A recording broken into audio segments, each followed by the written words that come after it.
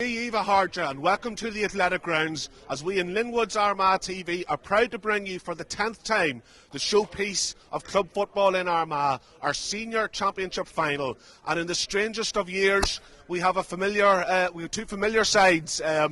Crossmaglen going for 3 in a row, Maghery playing their third final in 5 years. It's Crossmaglen against Maghery. It's throwing in at 4 p.m. and just before we start and bring you the analysis, we'd like to just show you a very short video of what we do on Armagh TV in association with Linwood's.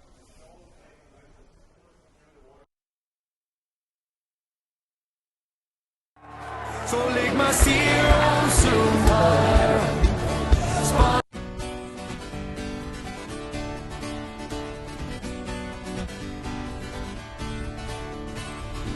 Van je vier grim me hier, Kader rief nach me in hart. Down a sam kabel der scale, ach ta mer manakart. Dear she long gonna go sultans, dagen kiel revish. She master in the lurking out the war she towering free. So leg my steer on soon fire. Span and bower is karam. Ban and make us scream mine. Keep it all on. So leg my steer on soon fire. Span and bower is karam. Ban and make us scream mine. Keep it all on.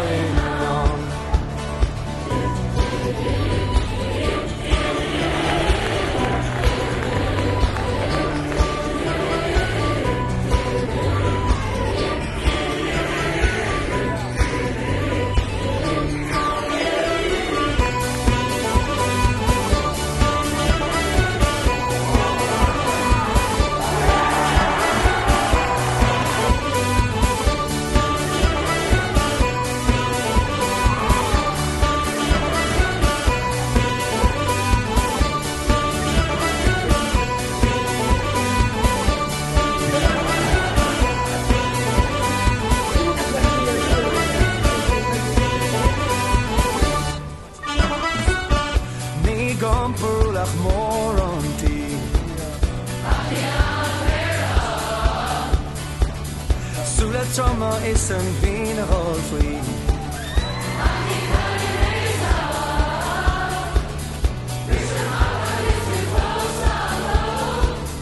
Geen een mele rol in hij.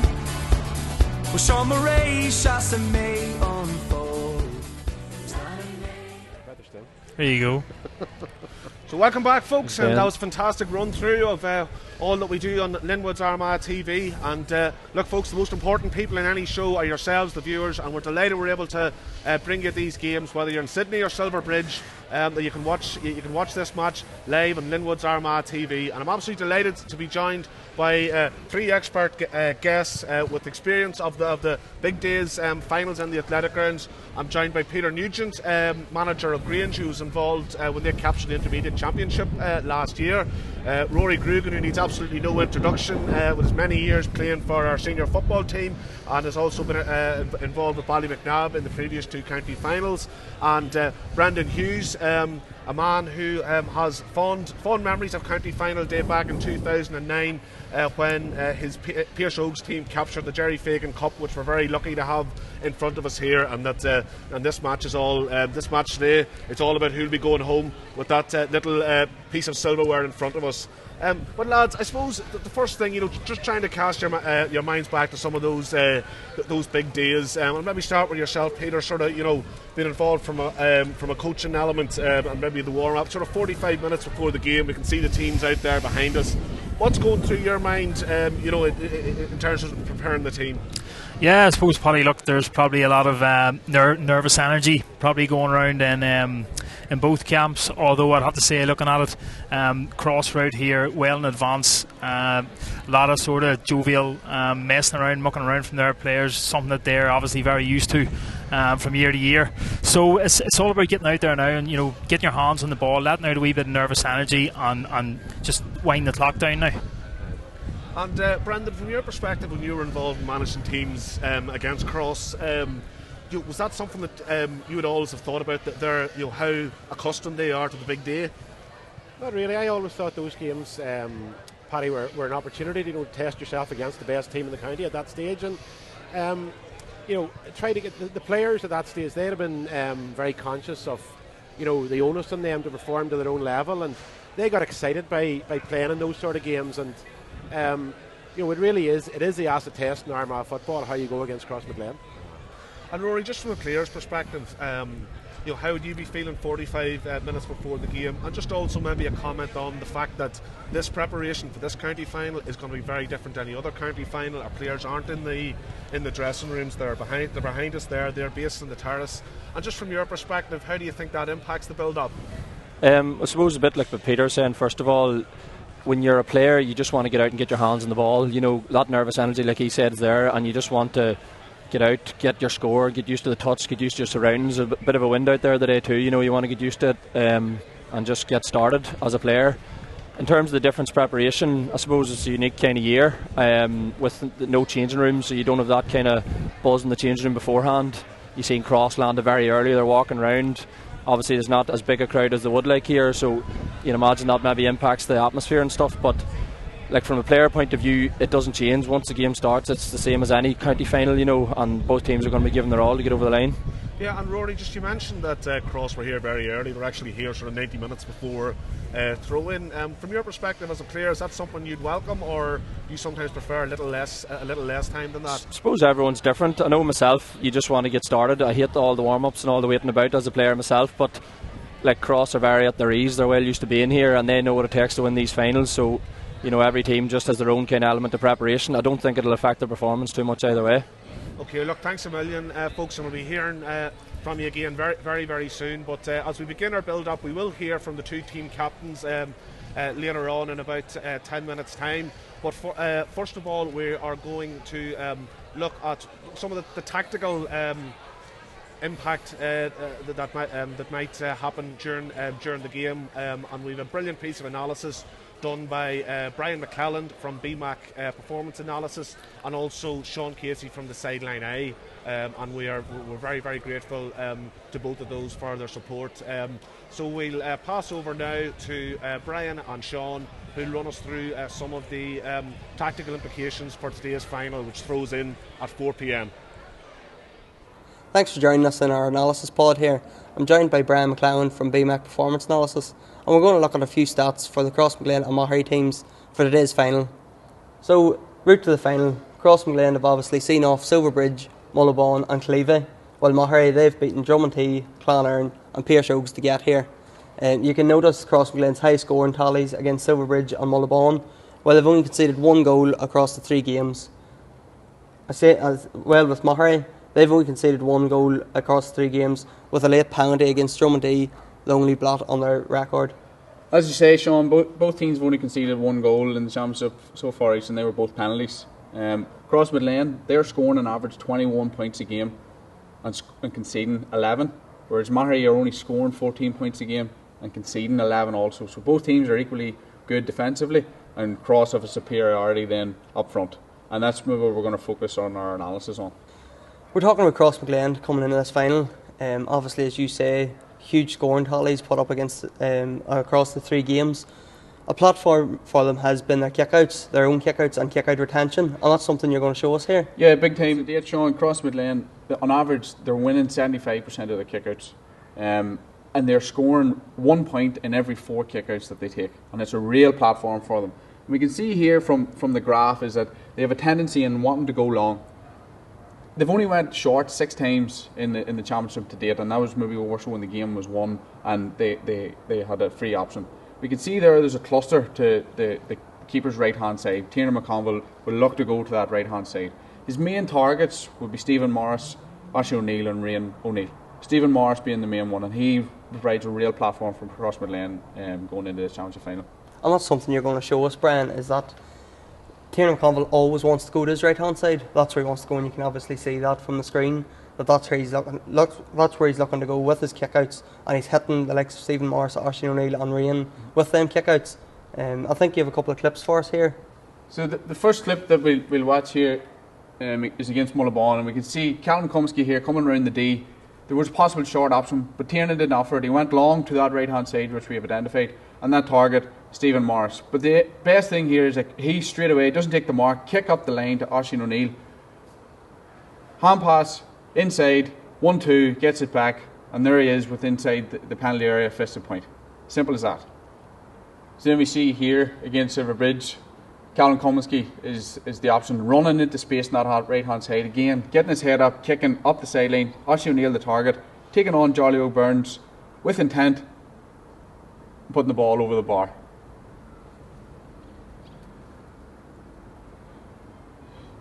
Just want to pause it here and look at this. This kick out, Sean, was from in the Killeavy game. Killeavy had just scored to level the game with about 10 minutes to go.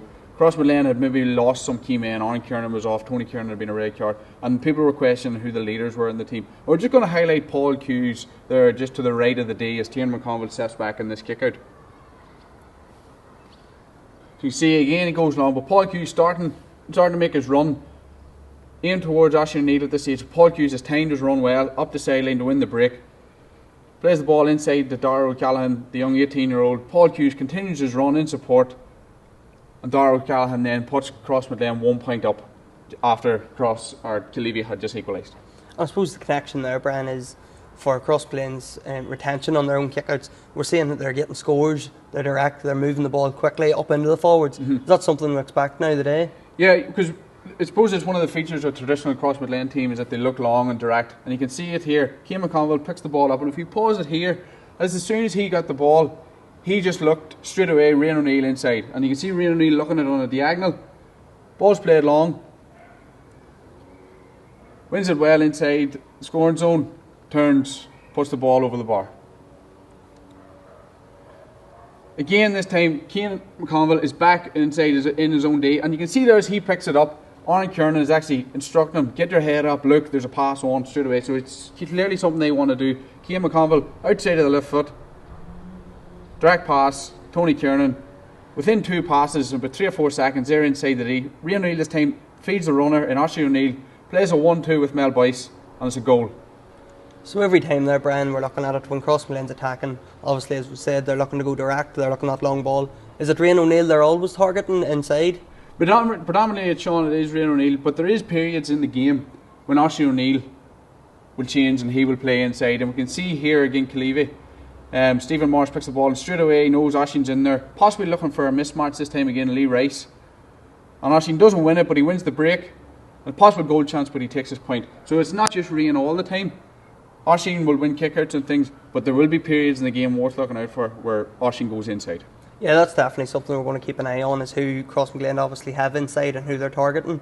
But something you're going to show us now, Brian, is when they lose the ball and when they get turned over, their willingness to go after it, to get a turnover up that high up the field.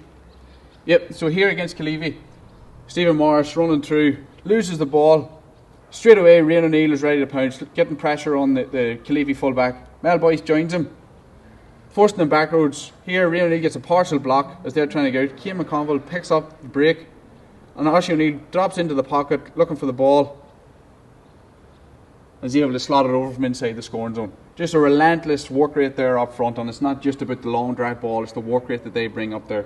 So obviously we've talked about Crossmaglen, and we'll go on to talk about Maghery now, and we've covered the Crossmaglen kick out and how important it is for them to build a platform and for their attack. How do you think Maghery's going to counteract that? I suppose we've seen in the Maghery semi-final win against Pearse Oaks in the second quarter after the water break, Maghery came with a real aggressive press, and it followed after set pieces, and this really gave them a platform in the second quarter. And we've seen that they won that quarter 1-5 to no score, and in that time they won 3 out of the 6 Pearse Oaks kickouts, which resulted in 1-2 that they put on the scoreboard, whilst keeping Pearse Oaks scoreless. That really was the winning of the game, and that press was key to it. And we'll just have a look at it here. So after the penalty, which was dispatched by Maghery, they were able to get their men up the pitch, and you can see Aidan Falker here in full forward, very animated, getting them moving, trying to put Ryan Kearney off. They knew that Ryan Kearney was probably looking to go short, so they're forcing him long to this side, and they win it. But they don't just take the mark, they go at it straight away. Stephen Cusick driving up into the scoring zone, and is able to chip the ball over the bar. But they don't just rest there. As we let this clip run, you can see Aidan Falker again, looking at them, getting them pressed up the pitch. This time they put 3 across the middle, or across the full forward line, and they have 4 then across the 45. Again, looking to go long. I suppose on that, Brian, you can really tell the movement of the forwards putting the keeper under pressure. Keeper off, yep. I suppose there Kieran Higgins went straight away, goes at it, to Falker, to Cusick, out to Stephen Falker this time. And there, within the space of 2 minutes, Maghery have just scored 1-2. And that's obviously the winning of the game, Brian, was that second quarter, scoring 1-5 to no score. And that press on the kick-out after the penalty gave them the platform to do that. Yep, exactly. And then the big thing, Sean, was they followed set pieces. You know, they were able to get the press up. And you can see here again, Aidan Falker taking a free in the right-hand corner. And straight away then they're looking to get the press before Ryan Kearney can get out. This time we see Stephen Cusick in the D organising it. 4 across the full forward line this time. Hands up again, they're animated, they're trying to put him off. Ryan Kearney's looking to see where his options are. There's no short option. Again, long. And a good kick out aimed towards Anto Duffy, who won it briefly, but then Maghery had the bodies around for the break. Again, Falker coming in, carrying, possible chance maybe to play into the full forward. Recycle back again, possible chance. But it was just that intensity that they brung to the Peter Stokes kickouts in that quarter, which really set them up to win that game. And obviously something we're going to have to discuss is the Maghery defence. We've looked at the Crossmaglen attack. Maghery's defence, they do get bodies back. And do they have a set sweeper system, or is it just get bodies back and alternate the sweeper? So what we can see so far is that the sweeper does alternate. It's numerous people. Sometimes Stephen Falker gets back, it's David Lavery, John Mackerel, different players, different times depending on how the game is going. And we can see it here. They slow Pearsogs down. They get 3 or 4 men across the 45. You see James Lavery there beside the referee, just holding the space. But you can see there Pearsogs get a free man just on the 45. Possibly went to sleep. Aidan Falker does well just to close him down. But as soon as Pearsogs get inside this scoring zone, Maghery are ready to pounce. You can see Stephen Falker there, Jerry Campbell coming out with the block, and Maghery have men around to win that break ball. And that's something, Brian, obviously when there is a break or there's a turnover, they have bodies back and they're going to break at pace. Yep, so we can see it here in this clip then again, that the body's back. As soon as that ball goes inside that scoring zone, there, Stephen Falker is there this time, intercepts the pass, and then we see Mackerel coming onto the ball, 1-2. You can see just the pace that he now ejects going off the ball just to get them up the pitch, just to relieve that pressure. And now, looking forward to today's game, Crossmaglen, you could see the Oaks there, they're sort of trying to break through the Maghery defence. Crossmaglen, we've discussed, they're going to go direct, they're going to go long. Will Maghery be able to get the men back, or how will they deal with that long kick pass? I suppose Maghery have experienced this in some of their games. They've had leads, so that the opposition then were trying to force a kick pass, and no more so they here again. Drummond T later in the second half, long ball in. Stephen Falker again intercepts. Just they have bodies around the ball, and then we can see there again John Mackerel coming off the shoulder. Just surprised he doesn't get the ball, but he just takes 2 or 3 Drummond T men out of it to get Maghery up the pitch. Then again here again Pearsogs, Andrew Duffy, long ball in. David Lavery just gets a hand to it. Stephen Falker again there just to win that break. Just has his bodies there, and see this time it's David Lavery making the break ahead of the ball just to get them up the pitch. So a great insight into today's game and where it might be won and lost, and a few things that you might want to keep an eye out for. And with the luxury of Armagh TV, of course, we've got to see all 3 games that Crossmaglen have played and all 3 that Maghery have played.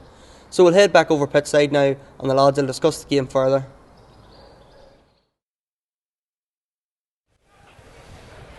Okay, folks, welcome back to pitchside here at the Athletic Grounds, and thanks again to Sean Casey and Brian McCallan for a super piece of analysis there. And I suppose one thing that really struck me watching that, Peter, was the Maghery blitz of Pearsogs in the semi-final, when they scored that 1-5 and effectively won the game. That was in the second quarter and almost immediately after the water break. And, 2020 is the strangest of years, and this is really a new addition to our games. In terms of your perspective from coaching teams this year, how big a factor as a manager is that? Well, it's supposed to be a minute. It's never a minute. I haven't seen one that was 1 minute yet. But those sort of minute or 2, or sometimes even 3, that you get in the middle of each half. Yeah, Polly. Look, it's interesting actually. The man refereeing today had a couple of experiences with him this year in terms of the water break, and in the last day there in our championship game, he was very strict to it, very strict. Wanted both teams out within the minute. With regards to the water break, it's all down to being concise. Okay, it's about pre-planning, having a good feel for the game, for what's unfolded in that couple of minutes beforehand, and getting your instructions out, but making sure that they're nice and clear and don't overcomplicate it. And look, folks, we're starting to get some team news filtering through to us. And on the Maghery team, Rory, we have one change, and it's pretty much as expected. It's Ronan Lappin in for Brian McElmurray. So I think that tells us that Maghery are going to try and use that long high ball into Ronan Lappin. It was so effective against Pearse Oaks. It was also really effective 3 years ago in the championship against Crossmaglen. And I suppose, Rory, from your perspective, you'd expect Maghery to use that tactic fairly regularly in this game. Yeah, I suppose it's a sign of clear intent of what they're going out to do. They obviously feel that there's something to be got out there in terms of that direct ball. They'll have watched Crossmaglen and see that they play a traditional style in terms of man-to-man defence. They back their defenders to beat their direct opponent. So it'll be interesting now. Like, obviously with that man, you can be tempted just to lump high ball in, but you'd imagine that they still have to play a sort of smart, measured football. But it certainly gives them that option for the very direct long ball. And they've seen goals come off that in the past from Lappin, so it could be a weapon for them. And we'll talk a wee bit more about some of the changes that have been made, Rory, but one that we do know is that Aidan Rush is in for Stephen Morris. Would you expect then that it'll be Aidan Rush who takes up the position at full back to mark Ronan Lappin? Yeah, now there's obviously a couple of injuries across which has forced them changes, but James Morgan's lined out at 3, but I can see him picking up Aidan Forker, so I'd imagine that's a fairly normal match-up in terms of the height that Aidan Rush brings, and to go in and mark and to spoil Ronan Lappin for any of those long balls coming in. And Brendan, so we've touched on that Cross have made a few changes and they have a couple of injuries, and two of the very key ones are the fact that they're having to change the goalkeeper.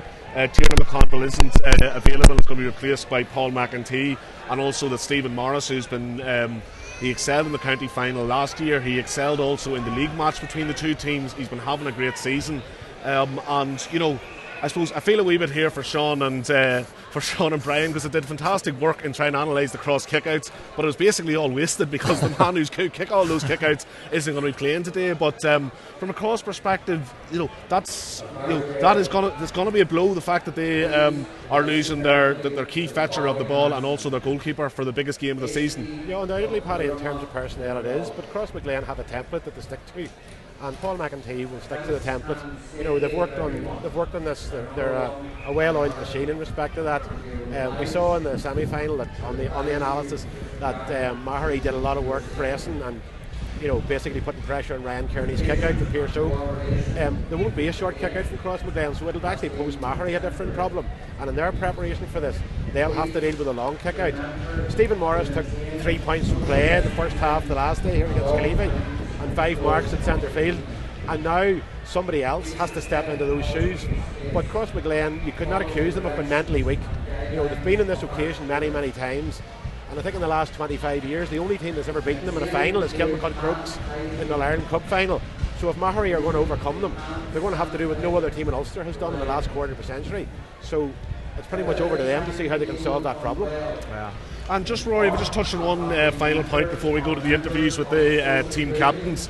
But the referee today is Kevin Falloon, and I think it's fair to say, as much as both Brian and Sean, as a Maghery football just comes in here, and I'll deal with that one.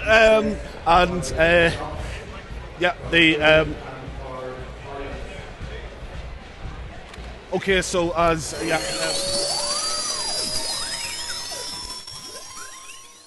James, 2020 is a very strange year, but I suppose in Crossmaglen, yet again, you're looking forward to another county final. But tell me this: have you noticed any difference in the preparation for this final, given the season that we've had and the enforced break that we've had for those months? I suppose we've been a bit more appreciative of any football we got this year, because it was unclear of whether we were going to get any training, let alone championship football at all. So initially we were glad to be back playing. We enjoyed all the preparation, and it's been a huge focus on enjoying the football this year and enjoying the wins, getting that camaraderie back with the boys, and progressing as much as we could, and thankfully we're still in the mix. Yeah, and I suppose, did you really notice that big boost sort of towards the middle of the summer when everybody was finally able to get back to training? Yeah, it definitely boosted morale. With everything that's going on, football's a great thing to take your mind off current climate, etc. So it's fantastic now that we've been playing football now this last couple of weeks, and they've been the quickest few weeks we've had in a long time. Hopefully now we can perform on Sunday. Yeah, and you mentioned there just that you've been back playing the last couple of weeks, and you were involved in a real classic against Clevie about 10 days or so ago, 2 weeks before the final in the semi-final. And just looking back on that game, what are your reflections on the way that game finished and the way that Clevie came back at you in the second half with the 7 points in a row? Yeah, well, there was a lot in our performance maybe that wasn't good enough in that game. Clevie were very good. They came hard towards the end and they pushed us really close, but there was a huge number of flaws there in our game that we've been trying to work on and trying to improve so that we don't make the same mistakes now in the final. We played Clevie twice over the past 14 or maybe 10 days, and they pushed us close in both games, league and championship, so they're definitely a team an up and coming team, but it's more up to us and focusing on our game rather than the opposition that's going to be the difference between winning or losing. Yeah, and do you think you got to the semi-final fairly easily, in the sense that the 2 wins you'd had were pretty comprehensive? Do you think then that getting through that tight game in the semi-final is going to help you now in the final on Sunday? Yeah, well, I suppose that's true. Having little preparation this year as opposed to other years maybe made Clevie more of a surprise. We'll be a little more familiar with Maghery, but at the same time, in the year that's in it, it's important to show up and perform on the day or you can get caught cold. It's just up to us to focus on ourselves at this stage and produce our own game, stick to our own game plan, And this is the first time you've played lots of clubs in finals over the years. This is the first time you've played Maghery on the big day. And what are you expecting them to bring to the occasion? Yeah, it's funny you say that because it feels like we play Maghery all the time. They're a formidable opposition. They've a number of big physical players. They usually get stuck in very early, so it's going to be important that we meet fire with fire, and the best team will win in the day. It always does. The most hard-working team in the county always wins the championship, and please God, that'll be us. My way is to find a way to win, and that's what we've done in each of the games. And if we're getting better as the games go on, so be it. But the final will be no different from the rest of the games. It's find a way to win and do the job. And just then, looking forward to Sunday, then, David.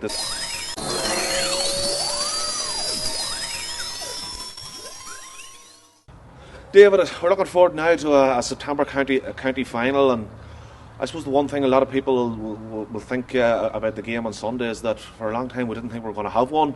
And just how have you found it, since we've come back from the enforced break at the start of the season? I know, no doubt it's been very different. And again, were we going to get to have any football at all, never mind getting as far as the championship final? It's very different in our 6s and our 8s and 12s, and then in different sessions, and managers having to sort out different trainings and different time schedules for everybody. It's been hard, but it's a hurdle that we've got over, and it's worth it at this point to be getting football and getting the championship final. Yeah, and you mentioned, David, how hard it's been for everybody, and I know you're from Maghery's a very, very small community, and football's such a great distraction. And have you found that just in the build-up to this final that people are particularly excited because it's been such a tough year for everybody? Yeah, it's a fair point. Yeah, they'll be excited that they're getting to watch football, live football. The Armagh TV has been great for everybody. To watch all the games, even league games, has been brilliant. But again, we had our big breakfast there at the weekend, and all socially distanced, of course. But again, there is a good buzz about the community, and like everybody's just looking forward to the day. Like. Yeah, and it'll be great that people of Maghery will be in the stand now on Sunday, and not outside, not going viral on social media, standing outside the pitch, looking in over the gate, looking over the bridge. Yeah, no, it was that's try and keep Maghery people away from their football. They'll follow us wherever we go, and there'll be a fight over tickets, I'm sure. But no, it'll be great to have everybody in the stands. And just in terms of the football, David, I know a lot of the pundits looking at Maghery this season in the championship. They felt that you have very much improved as the championship went on. Yeah. You know that you played Drummond, probably a wee bit fortunate maybe to get past Clonairin again, went to extra time, but you produced your best performance in the semi-final, and that you're looking to take then that step forward into the final. Is that the way as a team you're approaching it? We approach it as the Maghery way is finding a way to win, and it's what we've done each game. I think every game maybe everybody's sort of him and had maybe is which Maghery's going to show up, or are they too leggy, too old, whatever. But like we don't think about anything like that. We Maghery way is to find a way to win, and that's what we've done in each of the games. And if we're getting better as the games go on, so be it. But no, the final will be no different from the rest of the games. It's find a way to win and do the job. And just then looking forward to Sunday then, David. This is the third final since 2016 for Maghery, but it's the first one that you have played against Crossmaglen Rangers. And has the build-up been any different because it's Cross you're playing and because they have the formidable reputation that they have in Armagh football?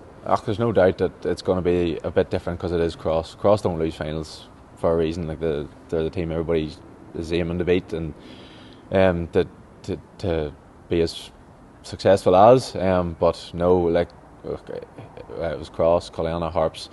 Our aim was to be in the championship final, and our aim was to get over the line and do the job.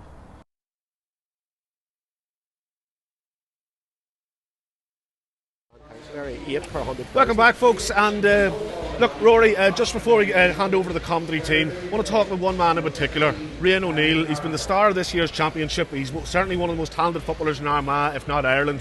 You're a teammate with him at county level. Could you maybe just run us through what some of his strengths are?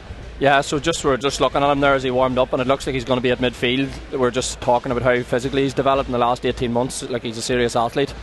And he's great in the air. He's a potent threat when he goes into full forward, and like he can kick points off both feet, kick 45s. He really is everything in his game, and you can see he's starting to mature into a really top player. So Maghery are going to have a real job to stop him. And that was the easy question for Rory in terms of telling us how great a footballer Rian is. Brandon, you the tough question. How do Maghery stop him?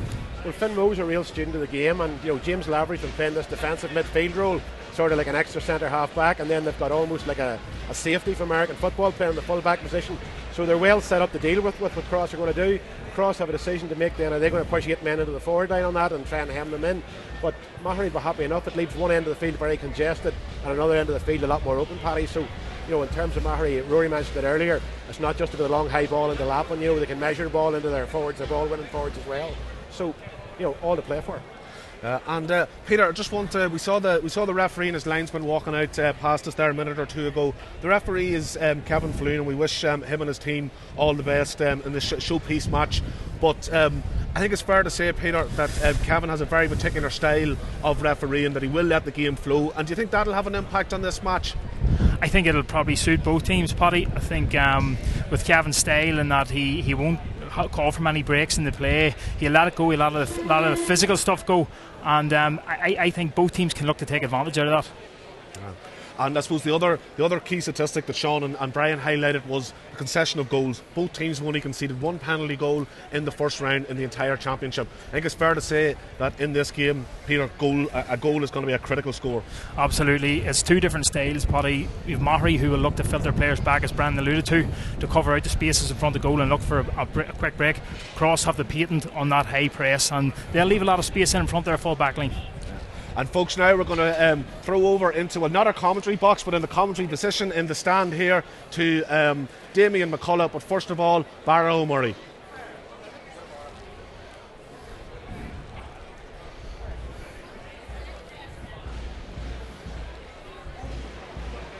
Ó Park na Lú Classy and Ardwaha. Idir Rainy Hannah Crusha, August Mahara, Sean McDermott. You're all very welcome here to the 2020 senior football final in Armagh, played in a resplendent athletic grounds in Armagh today between Crossmaglen Rangers and Maghery Sean McDermott's. Damien, we're in for a real treat today. In for a real treat, yeah, and we've got some changes in the Crossmaglen team. We have a new goalkeeper in Barra, Paul McEntee. I'll read out the Crossmaglen team: Christopher Crowley, James Morgan, Paul Hughes, Aaron Kernan, Keelan Comiskey, and in for Gavin Carr is Tony O'Callaghan. Stephen Morris is out, Alan Farley is out, Aidan Rush comes in for Morris, Darrell Callaghan in for Farley. Out comes Johnny McKeever, in comes Mel Boyce, Oisin O'Neill, Tony Kernan, Cian McConville, Liam O'Neill and Terry Carr. And believe it or not, wearing number 16 will be Paul Hurdy. So, but Barra, looking at these teams here, these lads will not be laid out. Darrell Callaghan will not be laid out with the field. No. I'm not sure with Aidan Rush. Well, Aidan Rush naturally a full back, Mel Boyce.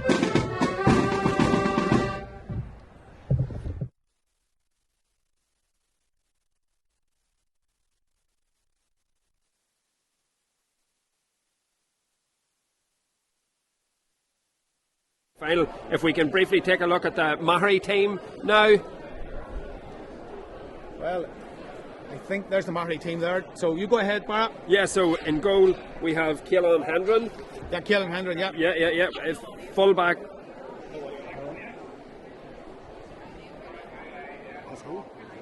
Yeah, so we've got Keelan Hendren in goal. We've got a full back line of Owen Scullion, Jared Campbell and Stephen Cusack. We have a half back line of Brendan Haverin, Kieran Higgins and Oisin Lappin. We have a midfield partnership of James Lavery and John Michael. We have a half forward line of Stefan Forker, David Lavery and Owen Cushnahan. We have a full forward of Brian Fox, Aidan Forker, and we're number 22, not 22, we're number 28 is Ronan Lappin. So again, Ronan Lappin, not noted for his corner forward play, will probably, we're assuming Damien will probably fall back and provide some cover in that against that very active full forward line for Cross. McConville and the two O'Neills. Yeah, I think that's probably what happened, Barra. I think that he will go back, but again, we're not sure because things can change. The two teams are walking around the field here now, and you know, this is a cracking game. I don't think anybody expected Maghery to be in the final, maybe themselves only, and they came along nicely, and they get better and better as the competition went on, and they're peaking at the right time. So you know, this has been good for Maghery. The clean knockout has been good for Maghery. Cross, obviously, with the semi-final, with the send-offs and the injuries, was difficult for Cross, but they weathered the Clevey onslaught at the end and to come through that game. And of course, it was one of the young players, young Darrell O'Callaghan, that got them over the line. That's right, Damien. And you know, on another day, we could be looking at a Clonaherne and Clevey final. Both teams came very close to getting to the promised land in their respective semi-finals. But as they say, the old dog for the hard road and the pup for the pad, and the old familiar, the constant in championship finals in Armagh over the last 30 years is Crossmaglen Rangers and their old adversaries Maghery. Well, you talked about the promised land. You know, Rogers never got to the promised land, Barra, and it took them 40 years to get there, according to what the Bible said. But look, this game here has the potential to be massive. I think it's a great lineup. The last time we had Maghery in the final was a great game. Crossmaglen coming again with a new team, and we're looking forward to a cracking game. Stephen Kernan coming in as the manager here, and of course Finian Moriarty, two ex-county players who played together. You know, so I'm looking forward to a spectacular game. I'm looking forward to a hard, tough game, and Cam Falloon is the referee, and Kevin Penn to let the game run. Yeah, I'm delighted with that. And that's what we're hoping for. Look, we're hoping to see plenty out of Rian O'Neill and Oisin O'Neill, James Morgan at the back, Paul Hughes, our county man Callum Comiskey that we know so much about. We're hoping that they can really rise to the occasion and push on everyone in the Crossmaglen team. And at the other side of the pitch, that the like of Stephen Cusack, James Lavery, Stephen Forker, Aidan Forker, Brian Fox, Ronan Lappin can be on top of their games and to force it. Aaron Kernan, of course, seeking to win his 17th county title. Damien, just a quick word on the legend that is Aaron Kernan. Well, Aaron Kernan, look, he's going for 17. Aaron Kernan, he looks as fit now as he did 15 years ago. But the hidden gem in all this, could Paul Hurdy be coming in if something happens to Paul McEntee? I think Paul Hurdy is maybe 19 championship medals for it. Could this be its 20th? I don't know, but it's unreal to see Paul Hurdy stepped out, and I'm sure he's loving the whole atmosphere. Well, I'm telling you, surely he had retired from the whole thing. We saw it on the documentary on TV, and to spend more time with his family, he stepped into the management. Now he finds himself back in the Laura Anani, as they say in Irish, back in the middle of the whole thing. And if there were to win, he'd surely get a medal. Well, of course he would. I think we understand. So we're fighting here with the PA system once more. But again, you're very welcome to our live coverage of the game here this evening. So you're very. If you're listening to the PA system there, Sean, he'll say it hasn't gone away, and it hasn't gone away. So everybody has to be careful. We understand all that. But we're looking forward here to a brilliant game of football, and we're getting messages sent in all over the place this evening. So we have a one. So we're going to stand for a national anthem. Agus arcigi a draw rat na heran, Bahanya, Oran, Nashut na heran, Oran, Nabian.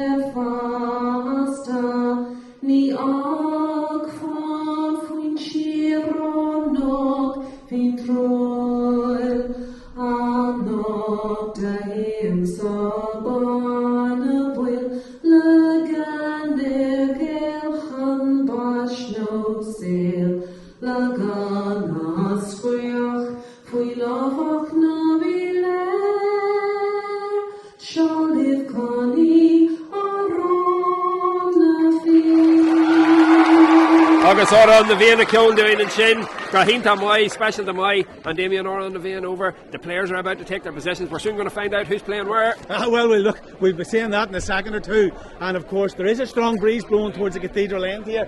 I was out in the field earlier on. The pitch is in immaculate condition, and we're looking forward to a cracking game of senior championship football here. And as we look round, Maghery are shooting towards the Dalton Road here. Crossmaglen will be playing with the breeze in the first half, shooting towards the cathedral goals. Falloon, the referees in the middle, they're getting the teams ready. The other keepers coming in. So Barra, it's Oisín and Rian in midfield, lined out in midfield for Crossmaglen Rangers. Which, again, isn't a surprise either. So we look forward to how this game. McConville has come out into the half forward line here, Cian McConville. And look at, very interestingly, Paul Hughes picking up Aidan Forker. Let's see how that the goes. Game is on, the ball is up in the air. Cross gather the ball in the middle, away over on the far side. Rian O'Neill pushed it out, he's knocked to the ground, the ball is picked up, Cross down the left hand side, driving down the left hand side, nobody near him, puts the ball right out along the line, but gives that ball away, and that was a chance there, Barra. That was Mel Boyce, just poor handling there by Mel. It was a good break forward by James Morgan. It's all frantic start. That's Aidan Forker way back there. Trying to get round and being put under serious pressure, and he overcarried the ball, and that's great work by the Crossmaglen forward division over there, putting them under serious pressure. And the first chance comes from Crossmaglen away over on the far side towards the old entrance to the athletic grounds here. Yeah, and Crossmaglen management will be delighted with the full forward line, hassling and harrying and being able to force a free there. So he puts it up in the air. Could this go over the bar? And it's gone to the right and wide. And Barra, we have seen this in several games here. When the breeze is blowing towards the cathedral end, it actually blows slightly to the right hand post here, and the players don't seem to be able to pick that up. They really should be looking to get the ball towards the left hand post and let the breeze carry it across. But the first chance came to Crossmaglen, and the first miss was from Crossmaglen. That's right. And Keelan Hendren looking about here. Surely he's got James Lavery at midfield. He's looking, there's nobody free, everybody's being marked up. The long ball comes, but there's a crossman standing underneath it that tries to punch it away. McConville comes in for this ball, it's along the line. He kicks it along the line, but that ball is picked up by the corner man from Maghery. Maghery spins round with the ball, puts it out on the right hand side to the wingman Cameron. He's going forward, he's still in the ball, and again he's been surrounded there by three Crossmaglen men, and there's a little bit of pushing and shoving there. Crossmaglen very intense here at the start. O'Neill has got his chance here again, he's looking for someone, but when he put it in, he puts it into the corner. The runner comes, and a chance here for Crossmaglen.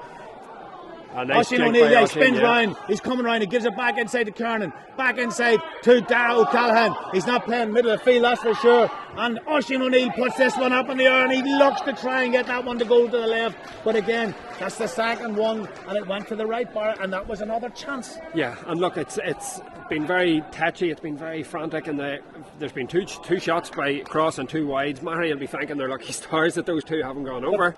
Barry, you have to give credit to the Crossmaglen forward division here. They're putting the Maghery men under serious pressure when they're possession of the bar, and they've pushed everyone up. There's no free players, so there's nobody playing with a sweeper, so the ball's going to be kicked long by Hendren. Kicks it long out into the middle. Lavery goes up, Lavery's knocked to the ground. The ball comes right along beside us here, kicked out, and that's a line ball for Maghery, and it's picked over there by the wing half forward. He gives it back to the big midfielder, Mackle leaves it there to Stephen Cusack. Stephen Cusack kicks the ball long towards the full forward.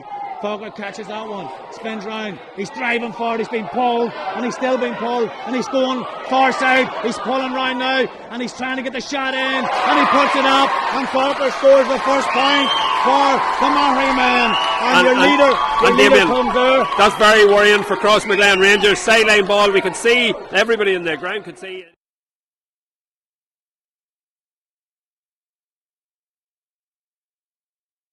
Picked out by the midfielder from Maghery. The big midfielder from Maghery is Mackle. Mackle gives it into Lavery. Big James Lavery still playing football here. Away over on the far side, a long ball in towards the forwards. Farker again. Yeah, so Farker picks it up and he's been pulled. Puts it in his left foot, but that's a daisy cutter. Keeper picks that up. The keeper, McEntee come in. Push the ball out on the far side, cross kick the ball.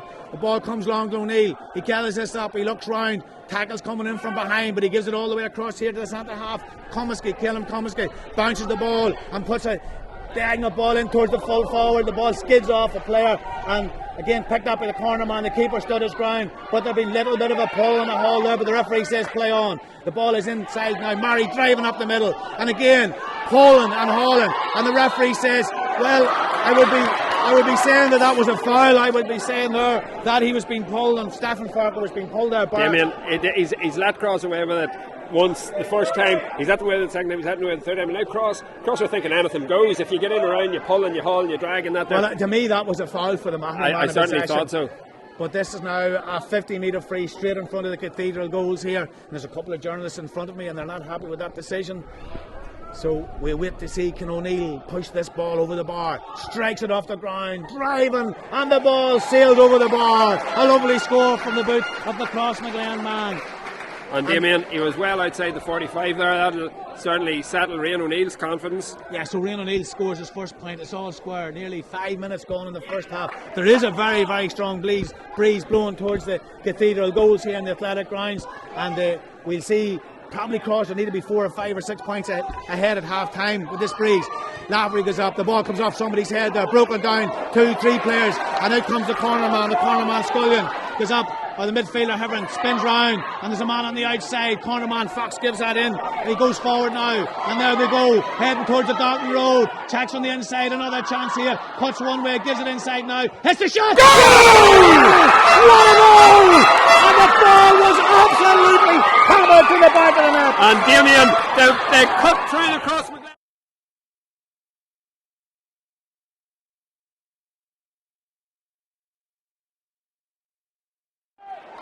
He took his chance, he eyed up the goal and he slammed it to the net. So a great start for Maghery, a goal up.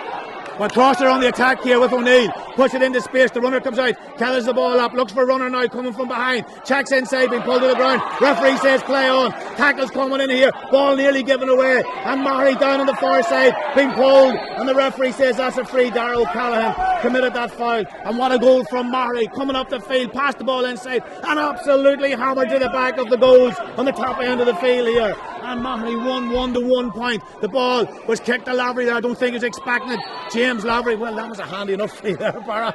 Yeah. No question about that. He sort of fumbled the ball himself, but then the tackle came in. Ball's kicked long, up to the forward division, bounces off the surface, and Maghery heading for the ball now, going awful hard, on the ground, a little bit of a push, and the referee has indicated that that's a free. And Damien, Foxton made great work there because Rian O'Neill was perfectly positioned to get a hand in to tackle him, but he kicked it along the ground.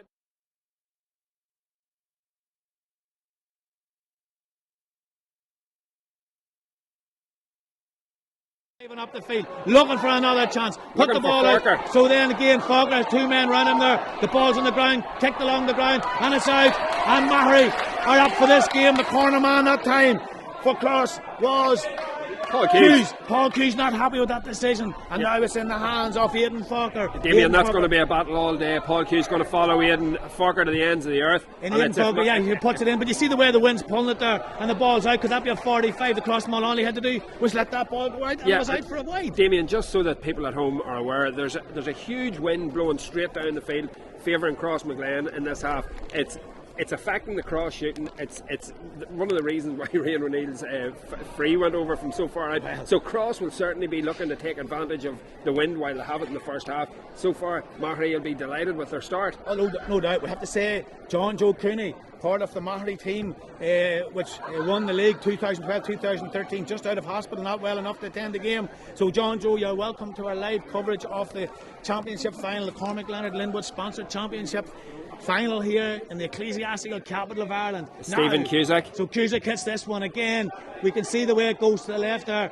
Picked up, diagonal ball across the goals, and it's wide. Well, that was a little bit of a shot and hope for nothing there. That's another wide for the Maghery men, and the score 1-1 to 1 point. That's 2 scores to 1, but the 3-pointer was hammered to the back of the net by the wing half back for Maghery. The ball comes out into the middle of the field, picked up by Cross, takes the mark over on the far side. A little quick pass inside Kiernan. Kiernan hold on to the ball, looks up, right footed now in towards the forwards. So Kelleher picks that one up, he gives it back. A chance here now for Cross, driving forward, he pulls the trigger, and the ball is stopped by the goalkeeper. That was a chance. Then you can see what Cross was looking to do. Damien, the wrong man in the right place. James Morgan, the full back, found himself right in front of the goal and kicked it. Great save there by the keeper. So Stephen Falker picks the ball up. His grandmother Nan Fox has 5 grandchildren playing here today. Maghery try to get that ball, but Kiernan intercepts, puts this one again, low ball in towards the forward, and a chance here for Crossmaglen. He's going to pull the trigger, and another brilliant stop. The ball is broken down, and Maghery come out on the far side. Well, the goalkeeper, Keelan Handron, saved Maghery there from a certain 3-pointer, but Maghery come up the far side, pushed out. The referee says that's a line ball, and the linesman says that's a line ball. The Maghery man says that should have been a free for them, but it's a line ball over on the far side, and this game is starting to open up lovely here in the first 9 minutes and 35 seconds gone of this Cormac Leonard Championship. And Barrett has everything. It has goal chances, saves, goals, great points, and it's only 10 minutes old. Yeah, Cross in for two chances, 2 shots on goal there in the last minute. And you know, when the game's over and they're reflecting that there, it could have easily been 2 points if they'd have fisted them over the bar. It's a 1-point game. As it stands still, there's still a goal in it, and time ticking on. We're 10 minutes into the game now. McConville picks that up along the 45. He's looking for runners. He holds on to the ball, but Cross should be shooting from distance because there is a strong breeze. And as I say that, the ball is lofted up into the air, and it goes to the left and wide. And again, probably hoping that the wind would pull it in, but it didn't pull it in, and that's another wide for Cross. It is indeed. Special mention to Aidan Laverty watching the game and cheering on Maghery from North London. Played for Maghery in the 1950s, donning number 10 jersey before emigrating, and still follows his beloved Maghery on Armagh, Linwood's Armagh TV. And of course Maghery is an independent republic up there in North Armagh because the pitch is surrounded by water. So now we wait for Hendren, who took off a fabulous save a minute ago. The ball comes long, ball breaks down over on the far side. Maghery gathered that ball up, pushing it out on the right hand side, away over on the far side. Looking for the runners now, put the ball in over the top. This is a chance, but the ball's going to beat everybody, and it goes out 45. For a 45. And again the Crossmaglen man panicked a little bit. Probably would have been just better by letting that ball just drift out. Yeah, the big man's in full forward there, and I think Aidan Rush was just a wee bit cautious, you know, in case he got turned there, so he flicked it out for 45. You don't want to be presenting Maghery with scoreable opportunities here. Stephen Cusack, the last time he took the 45, he very obviously looked for Aidan Falker, so let's see how he goes there. As we talked about the wind, he's certainly not going to shoot, so he's going to need to go short. Well, he could definitely get it if he decides, and he just decides to drop it in over the top. And now a chance for the ball is broken down. Maghery, well, they said they picked it up, but they didn't. Now they're coming.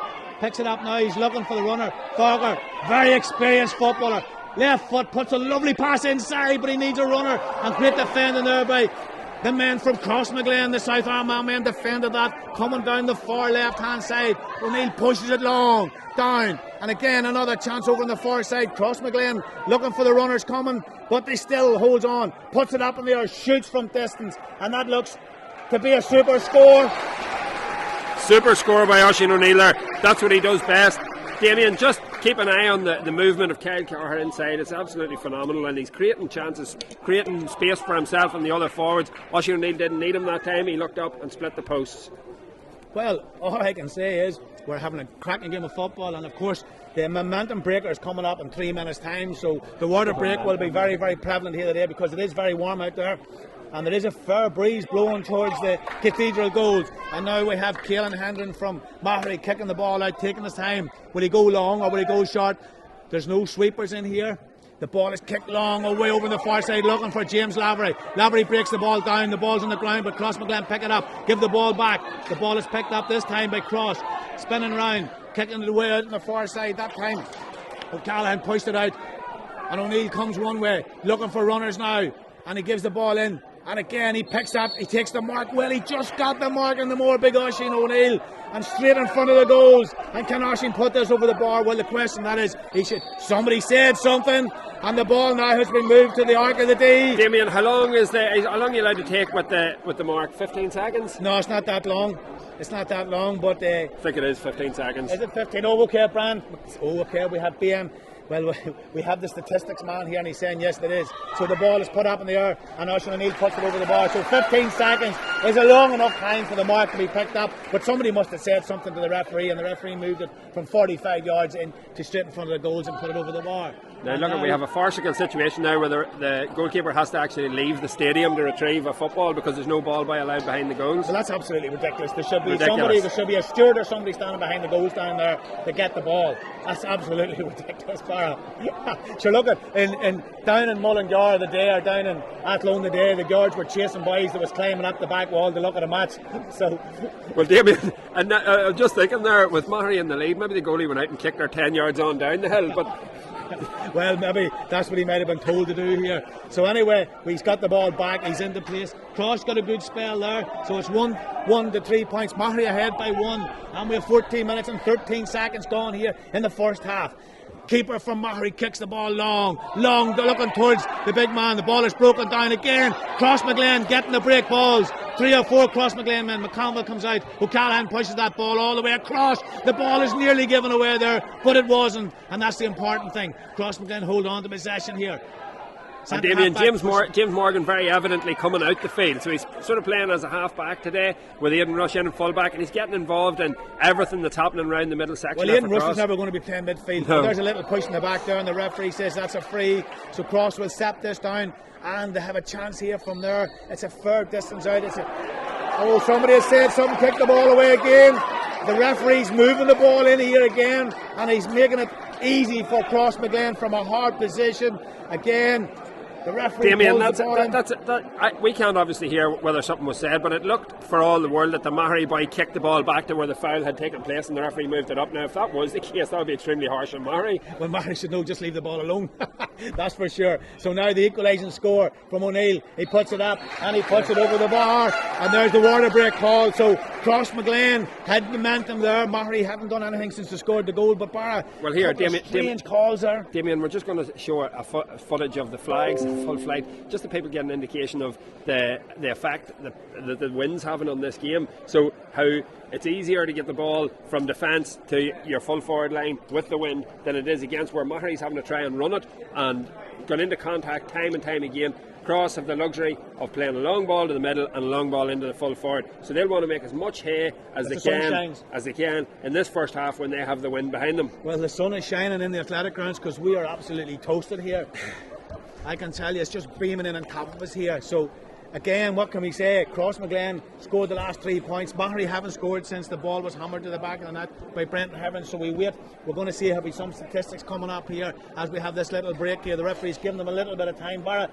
Damien, we're just looking at the kickouts here. Maghery kickouts so far.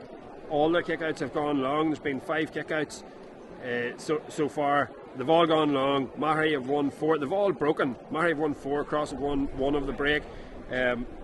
Cross kickouts. Cross only had the 1 kick. No, they've had 3 kickouts. 2 have been won for Cross, and 1 have been won by Maghery. So even enough around the middle. A lot of breaking going on. There's no high field, and you have Rian O'Neill out there, you have Oisin O'Neill out there, and you have James Lavery out there that are all capable of fetching a high ball, but everyone's opting for the break. And I suppose management will be saying, get on top of that dirty ball, get possession for the team, and get it straight into our full forward lines. Well, with the breeze blowing towards the cathedral end here, that would be the tactic, that's for sure. So I would think with this breeze, Crosswood looking to be 4 or 5 points ahead at half time. Can they be there? That's the question. We'll know in the next 15 minutes. So the game is about to come on, and the water break has been taken. I'm not sure if anybody took any water over there, but we have now Caelan Hendren. Again, he goes long. This time is coming out here looking for the... Well, a great catch there by O'Neill. Right on cue. Yeah, and of course, that's the younger of the O'Neills. Rian gives a lovely pass inside now. A chance for... So the ball is over the bar. And a super score there by the brothers, the O'Neills from Crossmaglen. And Damien, the game's 17 minutes old, and Oisin O'Neill has 4 points. Cross have 5, Oisin has 4. He's up for this game today. He's taking his opportunities. He wants the ball. He's demanding the ball, and he can win his own ball. And crucially, he can get that ball over the bar. Well, his younger brother caught that ball for him and handed it to him in a plate, but then he had to complete the finish, which he done. Hendren kicks that ball away out into the middle. Ball broken down again. Crossmaglen, well, I was going to say they get that one, but yeah, well, they do get it, and he's picked up. He's driving forward. He's been taken out. The referee says play on, and the referee's going to say he's overcarrying the ball. And that's a wee bit harsh on the man in control there. The ball is kicked over by Cusack, away over on the far side. Maghery coming up the right hand side, spinning one way, spinning the other, and that's just holding on to the ball. And look inside, Damien. Aidan Forker 1-on-1 with Paul Hughes. Yeah, so you'll be looking for him to get the ball in. Lavery goes away out on the far side. Maghery coming the long way around, coming down across the middle, looking for runners, but it's very, very static. Again, checking inside now. The runner comes now on the outside. Cusack. So Cusack goes on the right, and he's cut in the inside here, and he's going to pull the trigger, puts it up, and he puts it. Damien, it's one of those ones where you're running at pace, and the whole thing opens up in front of you, and if you keep running, you're going to run into the goal.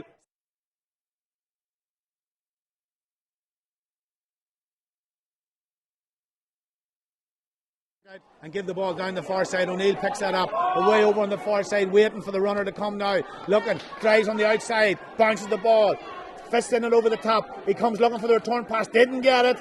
He's thinking about it. The ball goes back. McConville spins round, looking for a runner coming. So now Crossmaglen push it back, all the way back to O'Callaghan. Dara O'Callaghan. Dara gives it back to Comiskey. Comiskey looks round. Comiskey gives it to James Morgan. So James Morgan, wearing number 3, but he's not playing on that ball again. Goes up to the right and wide, and you can see what Morgan was trying to do with the breeze blowing to the right hand post. He should have been looking to go to the left post and let the ball sail over the bar, but that was a chance bar. Yeah, that's Cross's 4th wide by my reckoning. Maghery's score there was their first score in 13 minutes. So after the great fast start they went 13 minutes without scoring. So a good choice by Stephen Cusack to put the ball over the bar as it turns out. But Cross will be worried about these mounting wides. It's all square, 1-2 to 5. 1-2 to 5 here. It's all level, and we have 20 minutes gone in the first half. We have a substitute coming in here. So we're waiting to see who the substitution's coming in. It's Garvin Carher for Aidan Rush. Substitution on the Cross team.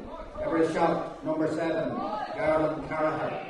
Behind every hot jay, or number 18, Aidan Rush. So Aidan Rush is out, and that ball is it free. James Morgan got the ball. A little quick pass down to Kernan. Kernan goes down the right hand side. O'Neill's on the outside. Kernan's going forward. There's a runner coming now.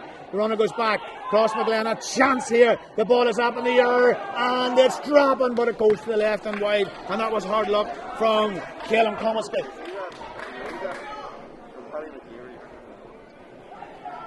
So we're waiting here for the goalkeeper to kick the ball out. I have to say, 3 scoring 10. A certain woman from Leitrim, she came to Camla. She married Pat Fern, and it was her big birthday yesterday. So Mrs. Fern, happy birthday. But we wait for the goalkeeper to be coming out to kick the ball. Damien, a big shout out for Paddy McKeever and all the lads cheering on Maghery, it seems, in McKeever's bar in Portadown. Lads, I hope you're enjoying the coverage, and let's hope the game continues in the way it is. And I hope you're all socially distancing that McKeever's pub there in Portadown. The ball is kicked long by the goalkeeper, Caelan Hendren. Puts out on the far side. Crossmaglen catch the ball. A little bit of a push there. O'Neill picks the ball up, drives forward, gives a lovely pass inside. A chance here for Crossmaglen. Oisin O'Neill up in the air and over the bar. The 2 O'Neills combined again. And if Maghery want to win this game, they're going to have to put a langle on these 2 boys here, because they're playing some football. That's and if right. people want to know what a langle is, way back in the day you had to do that in the sheep to keep the sheep from wandering. So Crossmaglen, the 2 O'Neills, they're standing tall here in the athletic grounds. and they go 1 point ahead, 6 points to 1-2. There's 1 point in the game here. That's right, it's all very tense stuff. Another big shout out from Paddy McKeever, the Maghery Mafia in Ireland's 32, Yonkers, New York. Martin Miller, it was looking at there, so I hope you're enjoying the game, Martin. So from New York to the athletic grounds, the ball sails into the ground, picked up on the far side. James Lavery, big James Lavery, pushes it out to the left hand side, and this time Cross drive up the field with the ball. There's a man on the outside, but he goes on the inside. Now he gives it outside. 2 men, a chance here for Maghery to get the score. It's Aidan Forker, Stephen Forker, so combining again, well. The Maghery men just hold the ball, give it back to James Lavery. James Lavery pushes it across to the far side bar, and a chance here now. Stephen Cusick again, he's causing real damage with his probing runs. And he puts it up in the air. Does he get the score? And it's what a score! What a score! The cornerback comes up the field and he shows the forwards how to do it. All the way from the left hand side, right across to the right hand side, and over the bar. Super score from Cusick. It's all square. 23 minutes gone here. 6 points to 1-3. The ball is kicked out quick. Cross gather the ball up on the far side. Again, Crossmaglen just tend to kick the ball. Lavery gets after that. James Lavery, he picks it up. He looks round. There's a man outside, and this time the ball comes into Stephen Forker. It's Stephen Cusick. Stephen Cusick's making it all happen for Maghery. And again, a little thing passing over the top. Well, the two of them missed that ball. A little bit of a pull. The referee says that's a free. And the crossman was lucky enough to get that one there, Barrett. Yeah, Damien, they both misjudged the flight of the ball, and they were both holding on to each other. It was only the Maghery man just got a turn on him, and the referee gave the free in. So O'Callaghan comes out on the far side, skids off the surface. The ball's still in play over there. The ball's still in play. A chance for Crossmaglen. Picks it up, runs round, bounces the ball. Great bit of work by the Crossmaglen man. He pushes it all the way back. There's a man on the outside here. There's 2 men on the outside. O'Callaghan gathers that one. He scored 2 lovely points. He puts it up in the air and he hits a wonder score. Young Gala O'Callaghan. Well, that's as good a score as you'll see in the athletic grounds this year. Damien, what a natural footballing talent he is. He didn't need to do anything else there. He got the ball. He had supreme confidence in his own ability, a wonderful left foot, and put it straight between the posts. That's how you do it. And we've seen that. We've already seen that earlier on in the championship with the young man. So that's 1-3 to 7 points now.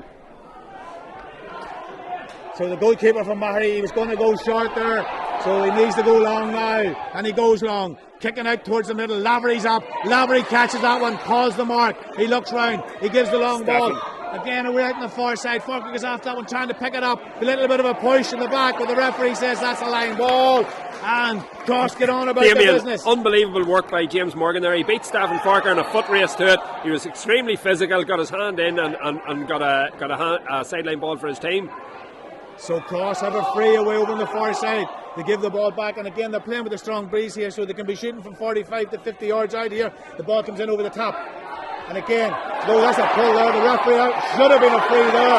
O'Callaghan was definitely fouled by the full-back. The full-back for Maghery that time was Campbell. Gets away. The ball comes out on the far side. Maghery coming up the field. Pushed it out on the far side. Back in again. A chance here for Maghery. Pushing it up. Lavery going on the far side. Checks on the inside now. Driving up the field. Hand to toe. Looking for the runner. There's nobody coming. He's been pushed from behind. And back again.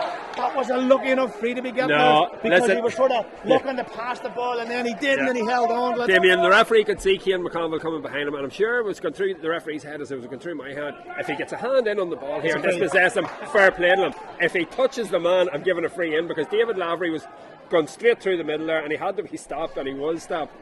Well, we wait now to see can this ball be dispatched over the bar. There's a fair bit out. Stephen Forker, he's on the 45 metre line. Stephen is well capable of putting these over the bar.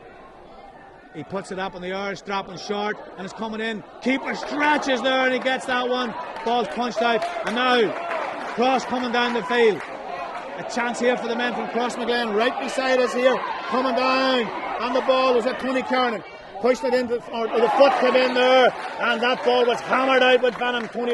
Oisin O'Neill went for that one there, and it's a good job the Maghery man didn't connect. Yeah, it was Kieran Higgins who got in front there. You chose to go with the boot rather than the hand. I can tell you. But it shows you the big Crossmaglen man was ready to go for that one. Tony Kernan looks up. Tony Kernan tells him to go back. Oisin O'Neill starts to move in now, and the ball is kicked all the way back. And again, look who picks it up. The younger of the O'Neills. Always pushed there, and The referee gave the free, but the Maghery boys would have been better. Plus, I think he overcooked the ball there and he threw it too far forward to kick it. But now, Oisin, the way he's going, he can put this over the bar. Or is this Cian McConville? So Cian McConville, again, this is inside the 45, so he's coming to hit this one. And Cross are 1 point ahead. And we're into the 27th minute of the first half. Cian McConville from Crossmaglen, son of the legendary Jim. The ball is up in the air, comes round, and it's over the bar. And that puts Maghery 2 points ahead, Barra. 8 points to 1-3. That's Cross. Cross. 8 points to 1-3. Yeah, and all good points, and that's another one of the forwards on the scoreboard now. But Barra, I did say earlier on, the breeze blowing towards the Cathedral end is substantial out there, and Cross would want to be maybe another 2 or 3 points ahead before the end of the long whistle here. And Hendon kicks this one long, looking for Lavery. Lavery's up, O'Neill's up, the ball is broken down, but Rian O'Neill takes the mark. Younger of the O'Neill puts it in.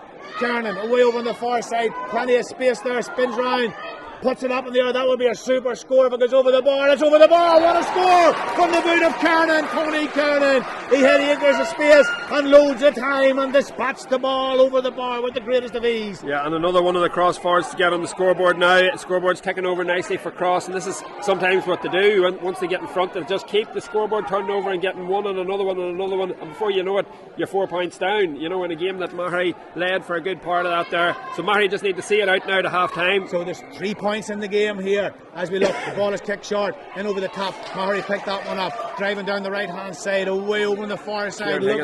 So Higgins kicks that one long. The referee, he's playing advantage here. Will he play with the ball, land it?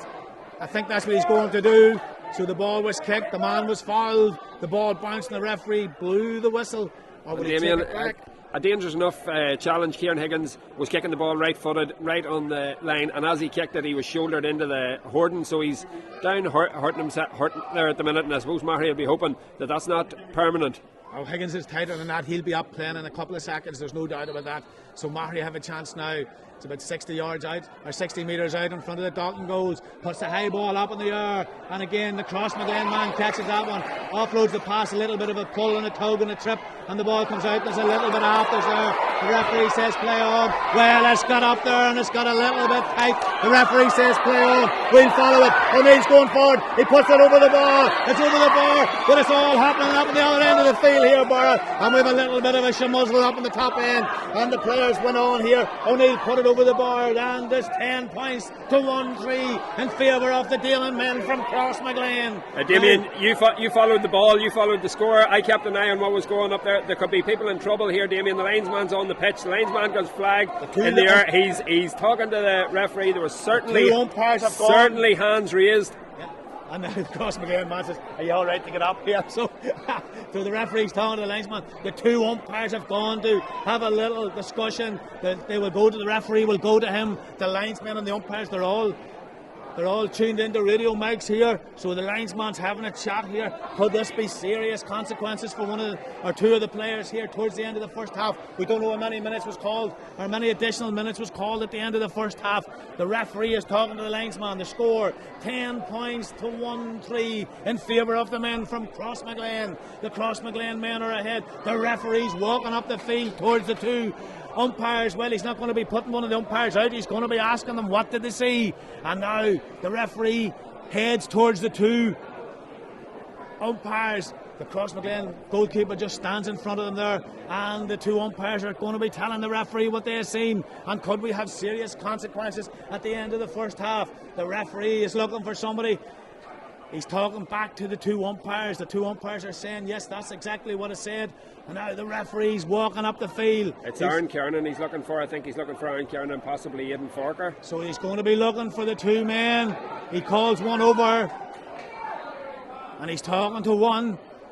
And now he calls the other one over, a yellow card. And all that for 1 yellow card. Has he got the right man? Now he's going back again. He's looking for somebody else here. He's looking for the Maghery man here.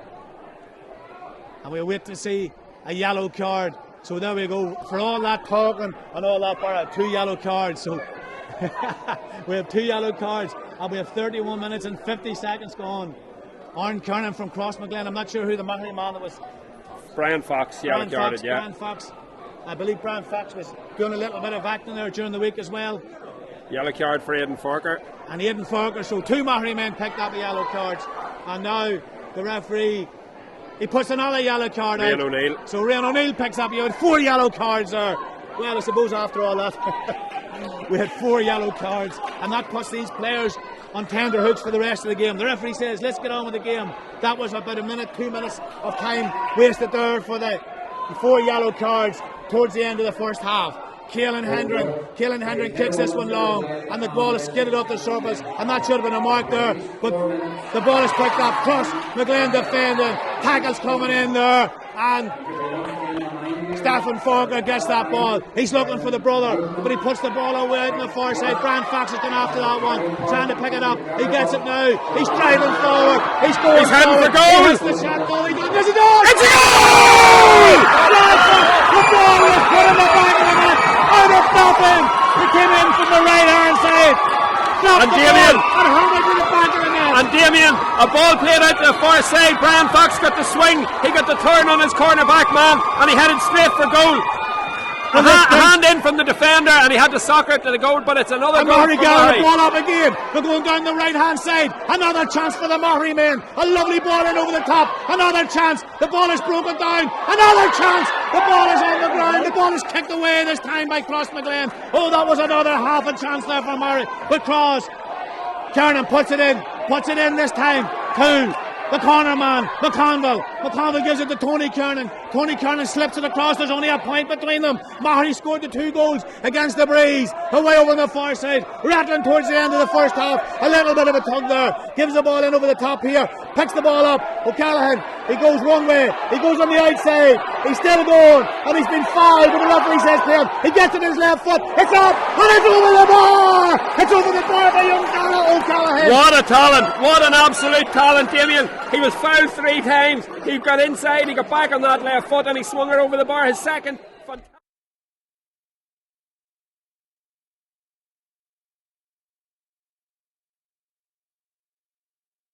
This out. The half-time whistle blows. 11 to Maghery, 11 to Crossmaglen, and 2-3 to the men from the Loch Shore, the independent Republic of Maghery, where their pitch is surrounded by water. Up there at the top end of the county, down at the bottom end of the county, the men from Crossmaglen are ahead here. But Barra, here's the question: is the 2 points enough with this breeze?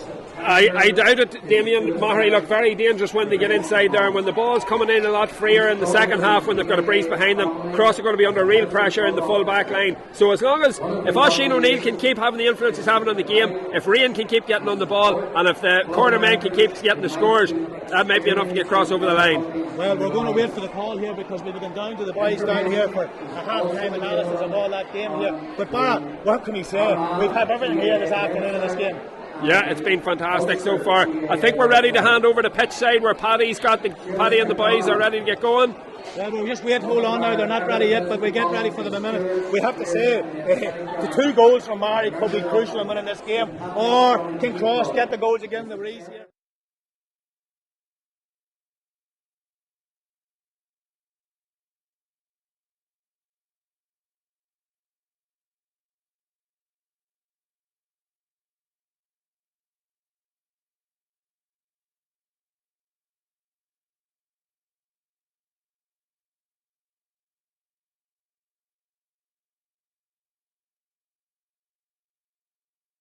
In the second half, it's at the other end of the field where Dara O'Callaghan is practically unmarkable. Kyle Carr started the game off really well, and Oisin O'Neill has kicked 6 points. 6 points in a county final. In the first half of a county final, Damien is some pagan. So if he can kick another couple in the second half, he's in for a fantastic haul. So look, it's set up perfectly, you may say, and it'll be really interesting to see what happens in the second half. The younger of the O'Neills has him to the older of the O'Neill, and the older of the O'Neill slips him over the bar. You have to say, the 2 O'Neills are absolutely phenomenal here. Yeah, look, I had these lads in primary school, and we won a Maghery Cup with these 2 guys, and there's no secret what the secret was. Oisin won it in the middle, and he kicked it into Rian in full forward. Rian was a primary 5.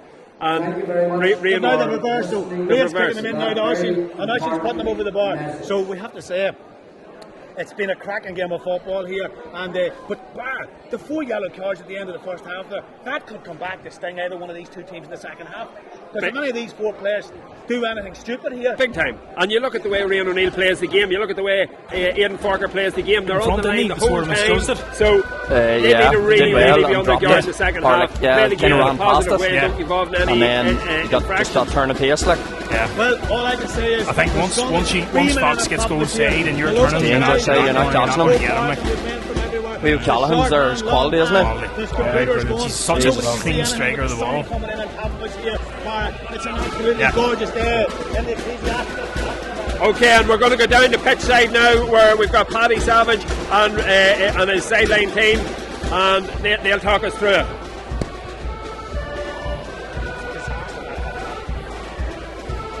Okay, folks, welcome back to pitch side, and well, lads, we certainly have plenty to talk about coming from that first half. Absolutely enthralling game so far. Peter Nugent, what we talked about just before the match was about the importance of goals. The fact that Cross had only conceded 1 goal per penalty.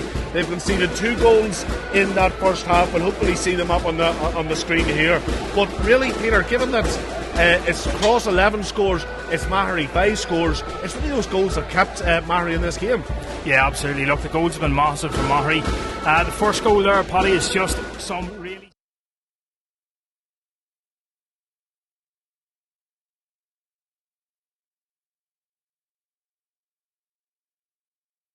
We're just marking there before the fellas that Crowley had been having a really good first half. Brian Fox is big danger for Maghery. Been doing really well.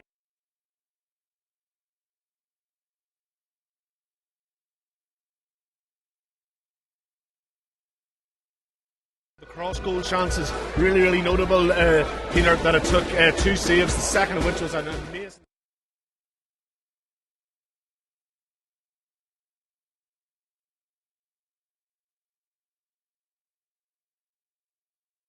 I think at that period in the game, Paddy, those goal chances came about straight after Maghery got theirs, and maybe from a Cross perspective they've been happy just to keep the scoreboard ticking over at that stage. James Morgan could maybe fisted his over and just got things going again, but as it's happened, look, they have a dominance in midfield there, and things is going pretty much to plan for them by the goals.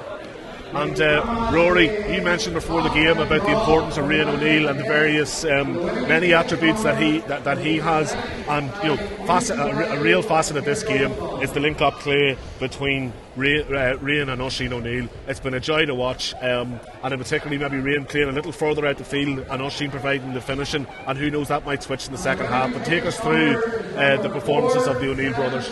Yeah, well, as we said before, Rian went to midfield and he's marking James Labrie. They're obviously pushing very hard in the kickouts. He's spoiling Labrie. He's caught maybe 3 marks and he's getting it. Oisín was running the line in the 45. He's just popping it into space outside Oisín, and with Oisín's range of shooting there with the wind at his back, he's just topping them over at ease. They're linking up so well. It's just intuitive between the two of them. They're a great link-up play, and they're the difference really at the minute.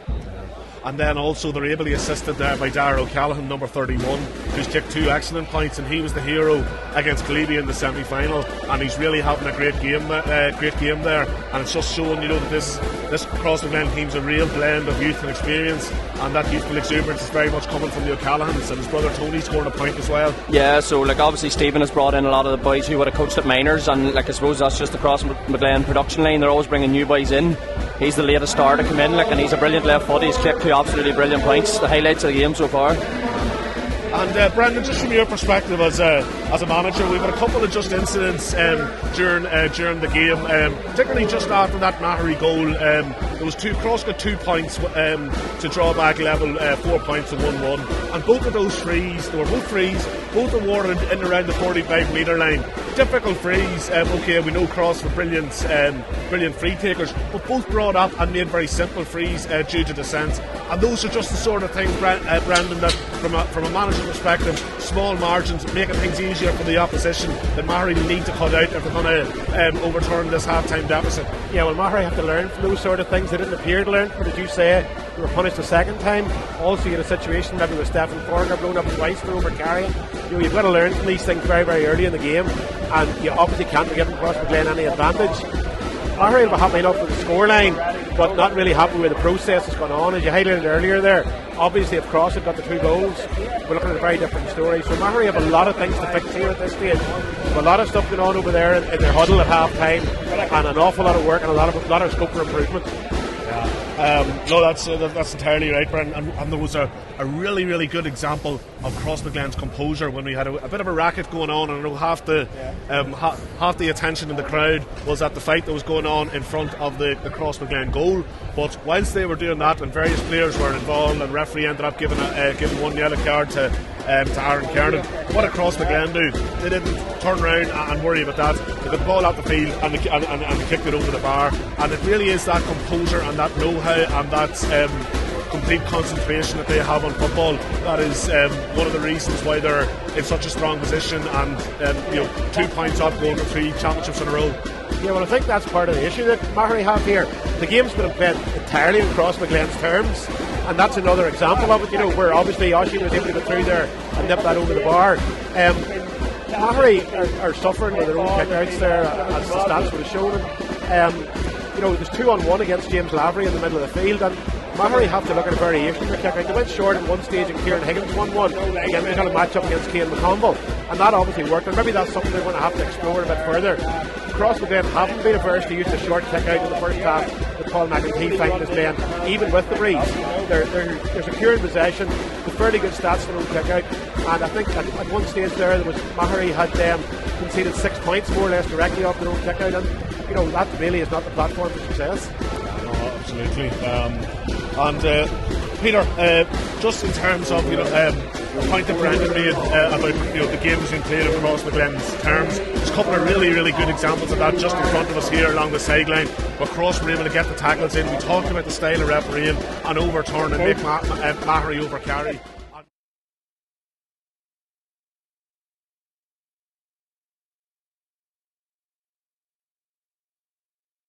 On the high press, and it was very noticeable there in the first couple of minutes of the game. Staffan Forker on a couple of occasions trying to come out from his own half back line, getting bottled up. 2 and 3 players. Young O'Callaghan was excellent a couple of times, getting his body in front of the man, really forcing Staffan to really work hard, and he ended up he got blew up twice. Just an interesting thing is looking at sort of Maghery's strengths. One thing they like to do is they like to get Staffan freed up to be loose in the play, to come on to those late plays, to get those shots from around the 45 off. Cross have detailed James Morgan on today, and it's working out a treat.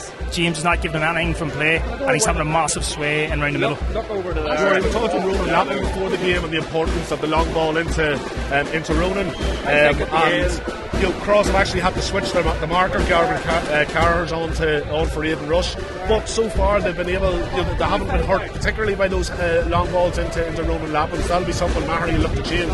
Yeah, well, due to the fact of Cross's dominance on the kickouts, Maghery haven't been able to secure enough possession to actually get the ball up to Lappin, and a couple of times when there seemed like nothing else on, they actually forced a few long, and that's what we're kind of talking about before. You have to be smart about it. They've got the wind at their back now. It'll be interesting to see if they try and exploit that more, but they actually more measured ball into Aidan Forker, and the Brian Fox has had more success. And just before we switch back now to Damien and Barra, Brendan, I'll have a final word to you. If you were in the Maghery dressing room, what's the one thing that you would do in this second half to try and turn this game around? Well, I think really you have to get more players probably behind the ball and run off the shoulder at pace. We saw the one time they managed to do it in the first half, they got their first goal. To do that, they're going to have to secure possession of the kickouts, and there's going to have to be a variation in that realistically, with having enough possession of the football at this stage to make an impression on the game. Thanks a million, folks, and look, we'll be back with you after the game. Enjoy the second half. We'll be back to Barra and Damien.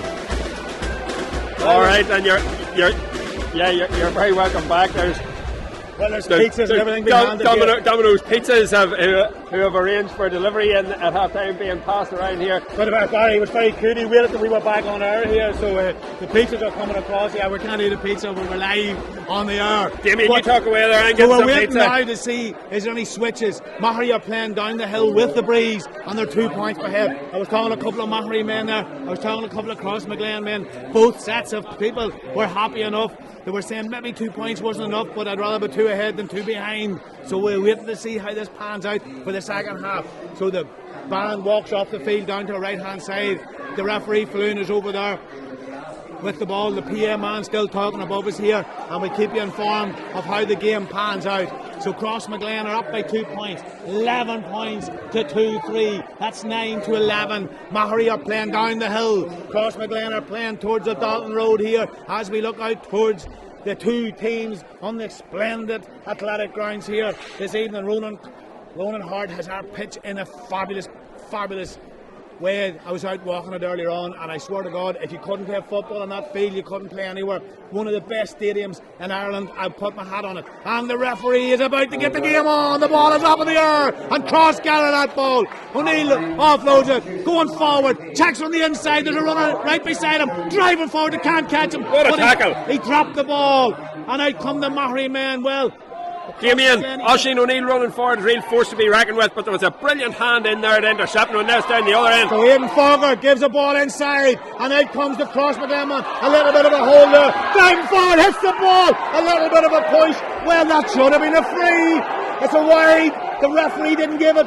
Referee, I don't think referee knew what to give there. He was looking at his umpire for a bit of direction. The umpire signalled wide, so it's a wide. Well, Bar, I would have said that probably could have been a free in there. It looked a wee bit like it. The referee didn't give it. It was no free. So now we wait for McEntee to kick the ball out. The ball is up in the air and it's dropping down. Forker goes up. He takes the mark. Stephen Forker. He's looking for Aidan. And the high ball comes in over the top, but it's just gone to the left and wide. And again, you can see what he was trying to do there. He was trying to gauge the wind, but he struck it too powerful. There's still 2 points between them here. Maghery are 2 down. 2-3 to 11 Damien, Ben Creeley has entered the play at half time. He's now lined out at midfield. Well, big Ben Creeley, his mother was from Carracruppen. His father was a bit of a sportsman on the Isle motor car, and the boys were saying you had to get Carracruppen into the game here today, and why wouldn't you with a man like Ben Creeley? The ball comes in over the top, the wind's playing a little bit of havoc here for Crossmaglen. Damien, that's not what Paul McEntee wanted there. His first kick out in the second half, and he kicks it out over the sideline, so he'll be feeling it a wee bit of pressure there. Can Maghery capitalise on this? Aidan Fogger, will he try to go all the distance with this one? It's very, very hard angle. He's right out. He's nearly standing in the front row of the seats down in front of us here. He looks up and he gives it short. And this time Fox puts the ball up in the air. Fogger, the ball's coming down, but again they're trying to gauge the breeze there, Barra, and they're not getting it. Yeah, and Damien, the breeze is blowing straight down the field. So he set that too far wide. He wanted to aim for the far post there, and it would have pulled it back round. He went too far out. And again, we have another ball in the field here, and the umpire's now decided to walk 3 yards and kick the ball back. And McEntee kicks it long this time, and O'Neill is up, and Lavery's up, and the ball is in the hands of the younger Rian O'Neill. What a catch there from the young man. He kicks this ball, gives the ball away. Big Ben Creeley comes forward. Ben Creeley, well, there was very, very little talk of him during the week, and now Forger goes forward. A chance here. He puts it up in the air, and he puts it over the bar. Damien, when Aidan Forker gets a ball in right in front of him, there's no marking him. He caught the ball, and while he was catching it, he went past Paul Hughes. So when he gets past his man, he's strong, he's powerful, he's direct, and he's got a good left foot. Great score from Maghery. He's got as good a left foot as anybody in any part of Ireland today, there's no doubt. The ball went over the bar. There's only one between them. Damien, look where the cross corner forwards are. So the ball goes out along the line, and this is another chance now. This is another chance for Maghery. Well, we look up the two Crossmaglen. They're standing right in the corners, at the corner flags. They're using the full width of the pitch. They're trying to create a one-on-one inside with Cian McConville. So the ball is kicked in. A chance here for Maghery. The ball comes in over the top. Knocked down, but the ball is picked off the ground there. The referee says the ball was up. I will agree with the referee there. Second attempt. Crossmaglen get the ball up, pushed it away to the far side. Great bit of work, but giving the ball away. And now Maghery driving forward, looking for the equalising score. He puts it up, and he puts it over the bar. The other Forker. It's over the bar. It's all square. It's Stephen Forker there, intercepted a pass out of defence. Come on it, run direct, and kicked it over, right-footed over the bar. Another great point for Maghery. Well, Maghery started the way a lot of people were saying, can Maghery get going here at the start of the second half? They've scored 2 great points. McEntee goes straight up the middle. The ball is up in the air. And Creeley catches that ball. And he's driving forward. He kicks it in now. And again, ball's on the ground. Forker picks it up. He's going the left foot. He's still on the outside. He's looking for the runner. He gives it outside. He's going to look for the return pass, but it's not. It comes in and it goes over the bar. It's over the bar. Maghery went ahead. And the ball went over the bar. And Damien, immediate impact for Ben Creeley. Getting on the ball in midfield. Ben Crayley fighting Aidan Farker twice with the ball, and twice it has resulted in points for Maghery. So Maghery scored the first 3 points in the second half. That's a little mark there, taken up by Ciaran Thomasky, the man on the outside. James Morgan, the school teacher, coming up the left side into Rian O'Neill. Rian O'Neill goes up the field, hand to toe. Morgan's on the outside. O'Neill goes past Lavery, and now he goes on the inside, and he still goes across. He's been fouled there, but the ball is pushed out on the far side. O'Callaghan runs on the outside. O'Neill puts it up in the air, and it's over the bar. It's all square. Oisin O'Neill with another fantastic kick. You just can't afford to let him get a shot away. Great defence from Maghery to push Rian O'Neill out, and then he passed it on to Oisin O'Neill. So dogged defence by Maghery, but they have to get a block on Oisin O'Neill's shooting, because by my reckoning that's his 7th point of this county final. And of course, if this game ends in a draw, it's a replay. No extra time, no penalties, it goes to a replay. And Hendren kicks this ball out, and it's coming down, and O'Neill, and again, well, there's a little bit of advantage there. The two players are on the ground, went for the ball, and now Aidan Farker's there, he taps his man. Ciaran Thomasky says, away you go out of the road. The referee said everything's okay. Yeah. Players will be trying to get away from the referee. Aidan Farker's telling the referee, I didn't mean to do that, I didn't mean to do that. Now he's already on a yellow card, remember. And of course, his nanny Fox is up there watching. She has 5 grandchildren involved in this game here today. And I'm sure she probably took 2 jumps in the air when the 2 Farkers put the ball over the bar, and when Brian Fox put the ball in the back of the net, because they're all cousins. And now O'Neill says, I'm okay. He gives the ball back. He gives the ball back to Aaron Curran, who has 17 medals. And we have Paul Hurdy sitting over on the far side. I think he might have 19. But there they go. O'Callaghan, a little dink pass down the far right-hand side. And it's all square. A check here on the outside, but Crossmaglen trying to get the ball into the scoring zone. And now the runners are coming. Kiernan looks up, gives the ball all the way across the field to the corner man, Hughes. Referee says that's a mark, but Hughes says I don't want one. Gives the ball outside to Tony Kiernan. Tony Kiernan looks round, holds on to the ball, gives it all the way across the other side of the field, and that time it goes to Aaron Kiernan. Aaron Kiernan strikes that one, and it goes to the left and wide.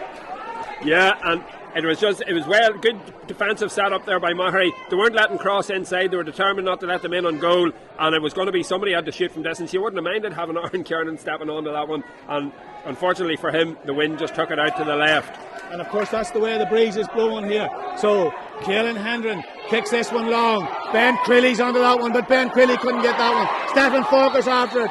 The referee says that's a free here, he's playing advantage.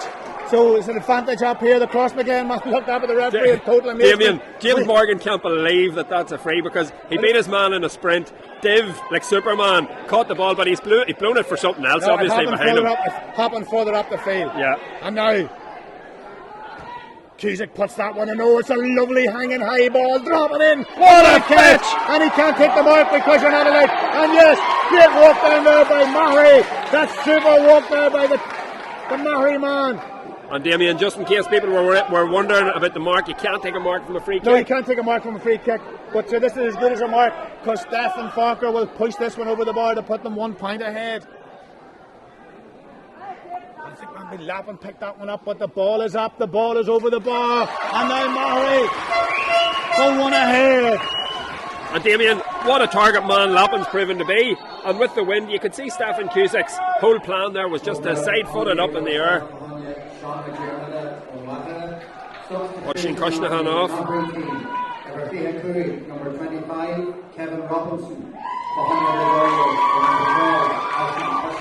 Oisin Cushnahan is out, and in comes Kevin Robinson, and the ball comes out, and Lavery's under it, O'Neill's under it, but Kiernan picks the ball up. Aaron Kiernan kicks a lovely pass inside along the line. Paul Cushnahan up, a little bit of a push behind there. The referee says that's a free. The centre 3/4. David Lavery wasn't happy with that. Aaron Kiernan gives a lovely pass inside. A chance here for Crossmaglen. O'Callaghan goes on the inside, going right out, putting the ball in, and now Kiernan goes. A chance here for Crossmaglen, driving forward, and he puts the ball out, and he's going to pull the trigger, but he puts it up and fists it over the bar. And Crossmaglen had a man on the outside, and if that ball had came across, it could have been put in the back of the net. Damien, everyone will say that Ken Carr done the right thing there, because he was being closed down. He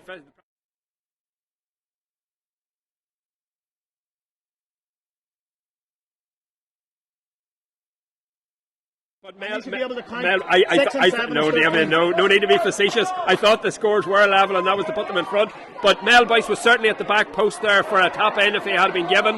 Well, Referee, let's play on again. So Paul Hughes picks this ball up. Paul Hughes gives the ball in over the top. A chance here, and that should have been a mark there. But Killen Comiskey's driving forward, and he's looking for the movement on the inside. And now O'Callaghan left footed, puts it in. The keeper comes out. Oh, and he gets the foot to that one, and he just got that ball away in the nick of time. Away out in the corner. There's two Maghery men chasing the Crossmaglen man, and the Crossmaglen man runs across the line. And you have to say, Keelan Henry got the foot to that one and kicked it out. Lucky enough, because that ball could have ended up in the net. Yeah, it's frantic stuff, Damien. It's 100 mile an hour. Players are running full steam. People are trying to create chances. People are trying to block down chances. So it's just on a knife edge at the minute. Long. Falker gives a little bit of a punch. The ball comes in over the top. And now, well, again, Crossmaglen gather that one up. Maghery pushing forward. And now Crossmaglen gather the ball up. Men coming all over the place. Keelan Comiskey's, well, he's not playing as a centre half back. The ball is inside by O'Neill to O'Callaghan. O'Callaghan gives the ball out to Hughes. Hughes offloads the pass to the far side to Morgan, way over the right hand side. And now down the right, cutting on the inside, looking for movement. Checks one way, checks from the other. Under a little bit of pressure. Great defending there by. Oh, such defending. And the referee says play on, there's no free. Crossmaglen put the ball in, and a chance here now for the men from South Armagh to get the equalising score. O'Callaghan puts this one up in the air. It's coming around, it's coming down, it's dropping out of the clouds, and it's picked up. Could that be a chance here for Crossmaglen? Murray's pushed it out, and the referee says you overcarried the ball. Damien, check this out, a tweet from Joe Brawley. Another thrilling Warlike Armagh Championship final involving Cross Rangers. This time, Maghery breathless, superb coverage on Armagh-gaa TV. The TV is trembling. Joe Brawley, what do you think of that? Ben Crilly kicks along, in over the top, a chance now. He's going forward. There's a man on the outside. He heads up. What a goal! What a goal! Well, it's two goals. It's rattling. It's rattling now. What a goal!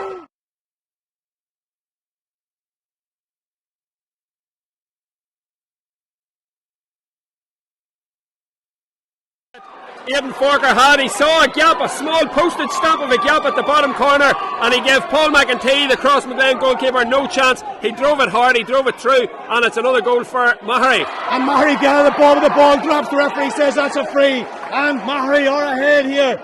3-7 to 13 points. There's a little bit of an injury here. Well, I hope you're enjoying this match. If you're in Sydney, if you're in Yonkers, New York, if you're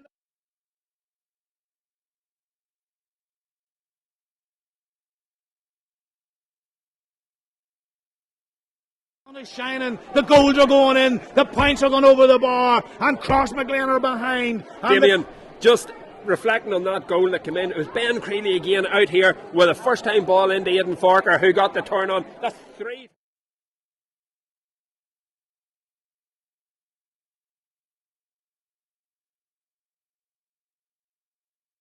Not being able to come into the game when they were playing it down, and I sort of had a half notion that Creeley would be half available here. I was talking to them before the game over there. He says, where's Big Creeley?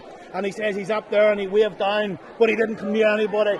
And obviously Maghery were saying we might need him in the second half. They brought him in, and the big man, well, Kieran McGinney will be delighted to see Ben Creeley back. Now Maghery have a chance 10 yards into their own half here towards the Cathedral goal. The ball will be kicked cross of a sweeper in now in front of the big man. Will this ball go in, or will it go short? There's runners coming right now, there's runners going left, but this ball's going to go in. He's going to have a go. It's up in the air, but he pulls it to the left, and it goes wide. Damien, after all the deliberating and thinking that went into that, there was a very poor execution of the kick by Aidan Forker there. We thought with Oisin Lappin in at full forward, or Ronan Lappin in at full forward, he would have put it in front of him, or else had a shot. He doesn't either and kicked it wide.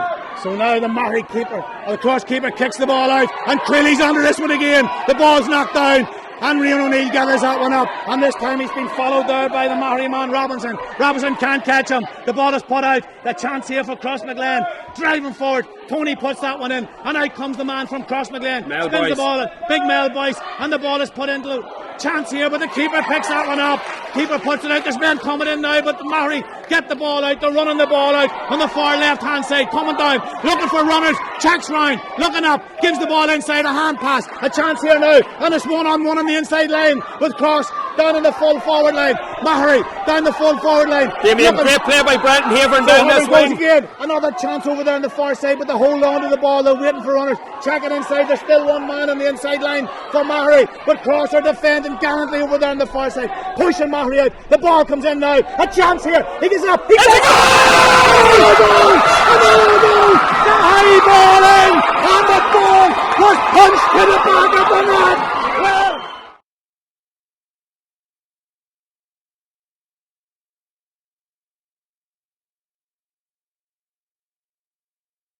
He didn't try and catch it, he fisted it to the net. well, the ball comes out. Clearly gets this that one. He drops it. He gets it up. He offloads the pass. The ball's out on the far side. Now it comes towards Lavery. David Lavery gives it inside here to Kuzik. Kuzik goes to the inside. Gives the ball back. No, he holds on. He gives it back now. Lavery kicks it down along the line. And Fogler comes out for this one. Fogler catches the ball. Paul Kuzik looking at them. Aidan Fogler hits this one. And it goes to the right and wide. Well, Barra, I'm one of those people who always say the high.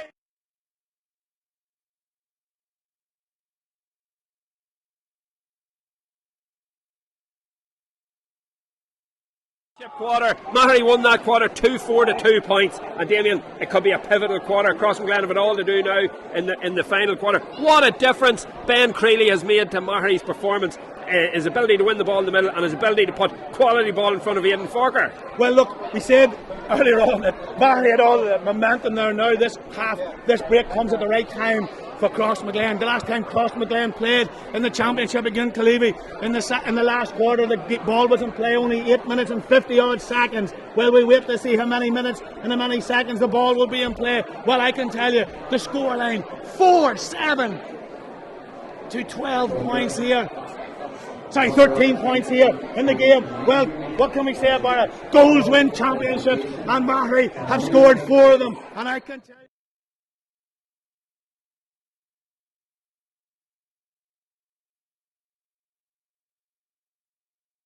Keeper's in. There's no doubt that Finian Moriarty has said to his charges, go out and test the goalkeeper, go out and have shots at goal. They've scored 4 goals in this county final, and goals win championships. Well, I wouldn't be blaming the goalkeeper in any one way. No, without a doubt. There's 14 players in front of the goalkeeper, but I can still say that high ball coming in all the time. Maghery are back out, coming out here again.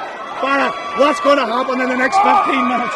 Well, Damien, I can see, in the semi-final when Killeavy put Cross to the test, there was heroes rose all over the place. So Darragh O'Callaghan probably has a score or 2 left in him.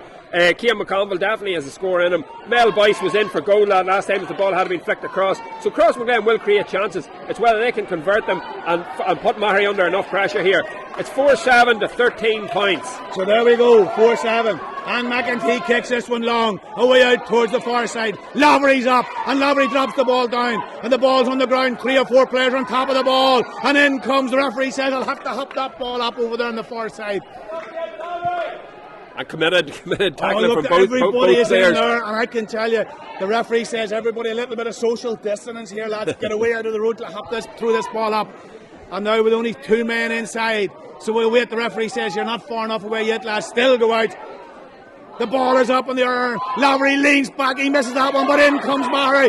Driving forward. Creeley again, but he gives the ball away. There's 3 or 4 Crossmaglen men. O'Callaghan, he puts it out on the far side. O'Neill kicks this one long, and McConville picks this one up. He takes the mark. No, he doesn't. He offloads the pass. A chance here. Oh, he's taken down. The Crossmaglen man was motoring there, and he was stopped in his tracks. Yeah, Oisin Neal running at speed there, and he ran straight into a Maghery defender who was determined not to let him.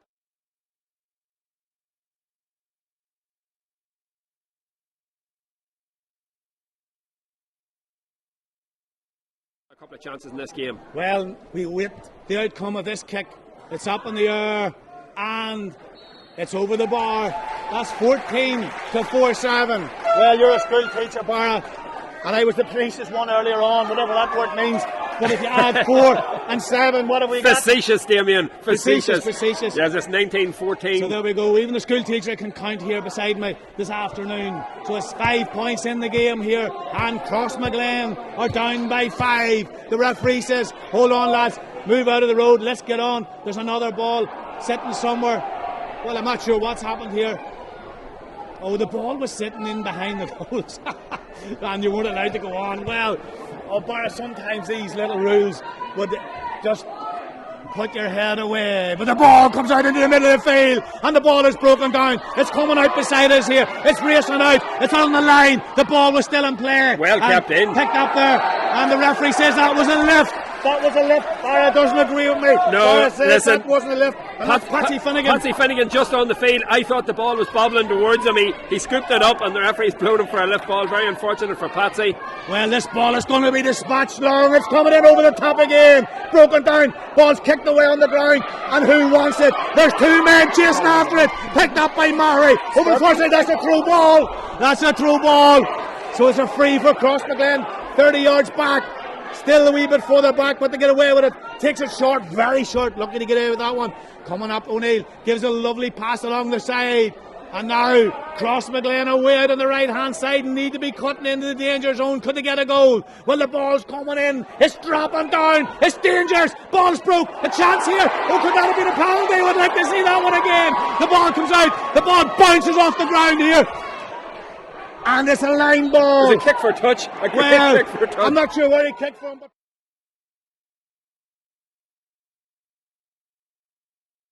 on the right hand side, a long ball in towards the forward, up in the air, and he's held there. But this could be a chance here. Spins one way, hits the ball. Will he hit it? He's holding on to the ball, gives the pass, a chance.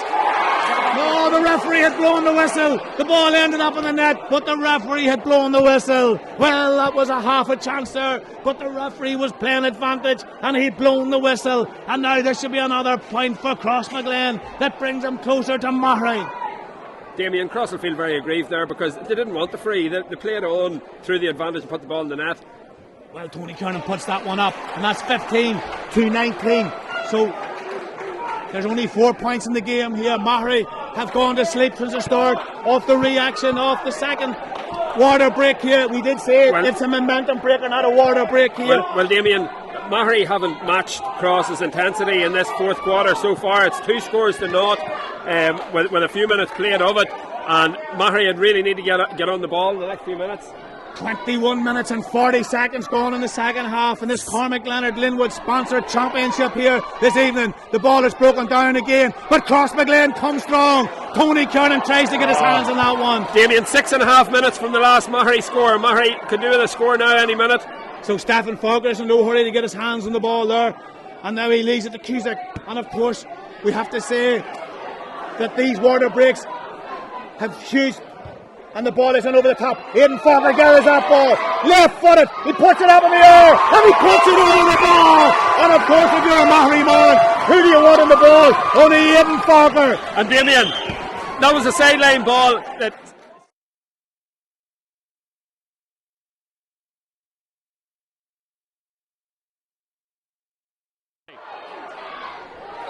And there's a great catch there by Patsy Finnegan, pushing the ball to Kernan. Kernan catches the ball. He looks round. He drives the ball in towards the full forward. And again, the ball is given away. Maghery picked that one up. Gives it back to the goalkeeper. The goalkeeper says, I don't really want this ball here, so somebody come and take it off me. And he gives it out in the far side. Huge hit. Gives the ball away. And that was a little bit dicey for Maghery. Away over on the far side, coming down the left-hand side, looking for runners. Gives the pass inside now, but it's very tight. And the ball is stole, but it's still in the Maghery man's hand. He's on the ground. There's 4 Crossmaglen men around him. And the referee says he'd overcarried it. Yeah, Damien. That's a little bit hard on the Maghery man. Ben Crady won possession, but he found himself lying on the ground, and you can't do anything when you're lying on the ground when he dropped the ball. He didn't want to drop it because he didn't want to give it away, so he's better to overcarry it there.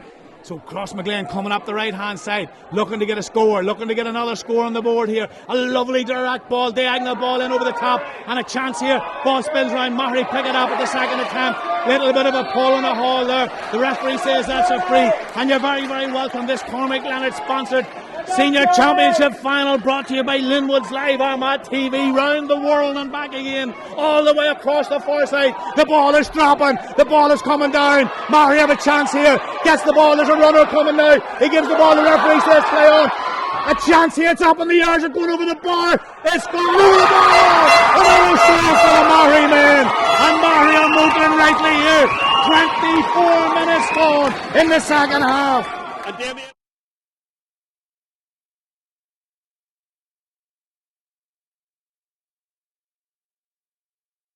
Aidan Forker was standing still, holding Paul Hughes off with one hand. He caught it with the other hand, flicked it on to Stephen Cusack, and he scored left McEntee footed. kicks this ball out away over on the far side, and the ball is broken down, and Maghery again regained possession from the break ball, pushing it all the way across. Forker's calling it in, he's calling it, the ball is coming down, and he picks it up, but he's been held, and he gathers it up, but still, the referee says play on. Well, he was being pulled out, but the referee says play on. O'Neill gets his hands on the ball, Rian O'Neill, he gives it inside, a chance here to Tony Kernan. Tony Kernan gives it back into Rian O'Neill. Rian O'Neill's looking for some sort of movement, he's calling the brother, but it doesn't come. It comes to Aaron Kernan. Aaron Kernan goes to the outside, pushes it out. James Morgan, and O'Neill hits this one. It's coming up, it's going round, is it going over the bar? What a score! 16 points to 4-9 in any man's language, and Maghery are still ahead here in the athletic grounds. Yeah, and it's just everybody trying to get back into their positions there. A couple of substitutions all over the place. Number 20, Paul Forker, coming on. So another grandchild of Nan Foxes comes into the game. Another Forker on the field. There's 3 Forkers on the field as we speak. For Brian Fox. Niall Forker, Stephen Forker. So Brian Fox, well, one cousin for the other cousin. So 25 minutes and 40 seconds. The ball is coming out. The ball is up in the air. The ball is knocked forward. And again, Cusack gets the ball. Gives the ball. Aaron Kernan comes in. The ball's on the ground. Aaron Kernan looking for 17th medal. Gives it to his brother Tony. The ball is pushed out the right hand side. O'Neill's driving forward. He's looking for support. And again, Crossmaglen looking for the goal. McCampbell, he pulls the trigger. What a save! Another brilliant save by the goalkeeper. We're having everything here. Crossmaglen are throwing the kitchen sink at Maghery here in the last 5 minutes of the game. And the kitchen sink isn't leaking here as we look down. The long ball is kicked in over the top, and the Crossmaglen man picked that one off the ground. No, he's given a free out. Absolutely, he caught the ball. That's a brilliant catch. Brilliant catch. Crossmaglen, the ball comes out here. Crossmaglen down, looking to get a score, looking to get a goal here. 26 minutes gone, and James Morgan driving forward. This time, they need to go up the field. Paul Hughes dinks it into the corner, looking for again. Oisin. So Oisin is looking for something. The ball's across. This could be a chance here. The ball's broken down. But again, he's trying to get on the foot. Gives it on the outside. Spins round. And the ball goes wide. Well, that was a half a chance. A half a chance.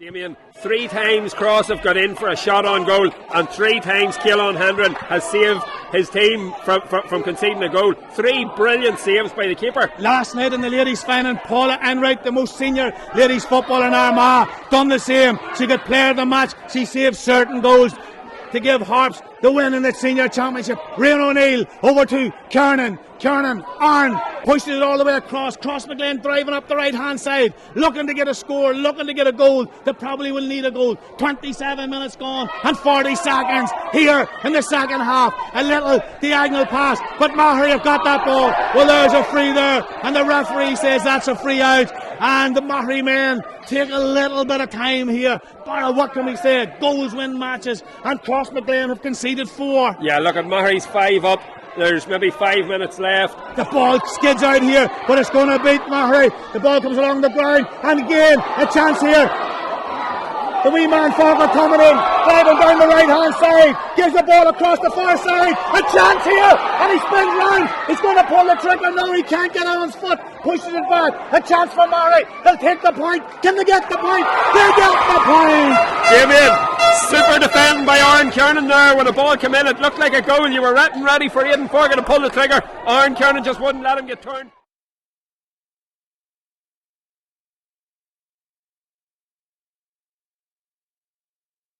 We have had goals, we have had saves, we had everything here this afternoon. We have sunshine, and Crossmaglen are coming up the field.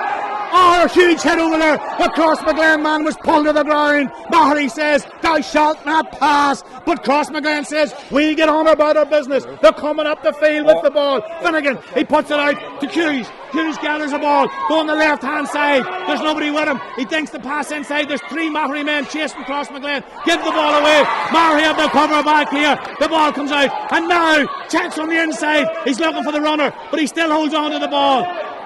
Under serious pressure, gets the ball away. Tony Carter stole that ball. A lovely chance here, but again, Maghery are repelling that attack. 29 minutes and 25 seconds gone. Maghery are ahead of the senior championship.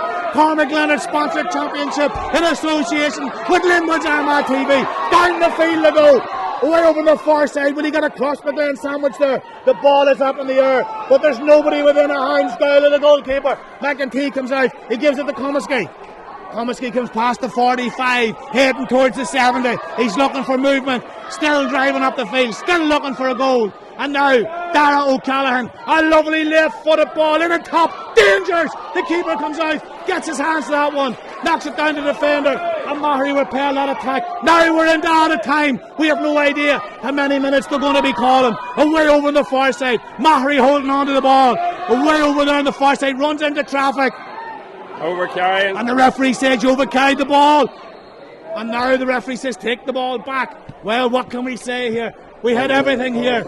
And now the PS system man says Number 23, Patrick Stoddard. On your dog for number 2, Christopher Crowley. so Christopher Crowley comes in for Paddy Stoddard, comes in for Christopher Crowley. For number 2. So with 25 for number 17, Robert. 25 for 17. 25, so Tony O'Callaghan's out, so No word of out of time yet, Damien? no word of out of time. Well, we'll not be worried about that here. Crossmaglen need a goal. They definitely need a goal here. Maghery have made a substitution here, but the huge introduction of Big Ben Creeley from Maghery had a serious impact on this game. Now, Crossmaglen, they need a goal. They need to be putting this in about the house. Oshin gives it in to Morgan. Check it on the inside. He looks round. A chance here for Crossmaglen. Pushing the ball back. Patsy Finnegan. A lovely ball that's dropping down. It's coming in on top of them all. Somebody rises a foot and the hand comes in. The ball breaks out. Crossmaglen, they're going forward. They're going to try and get a goal here. Hits it! And it goes over the bar. There will be at least 5 minutes of this.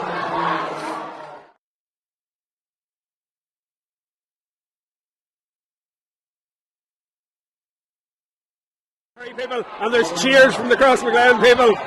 And with 31 minutes and 54 seconds gone in the second half, 4-9 to 17 points, and the referee, the goalkeeper kicks it long, and Creeley gets up, but he's knocked the ball is given away, ball's on the ground, 3, 4, 5 players there. Referee says hold on a minute lads, there's a gaggle of men on top of the ball there, and nobody's giving it away. Maghery's holding on to it. Crossmaglen want to get on with the game here. The referee says hold on lads, we'll throw this ball up.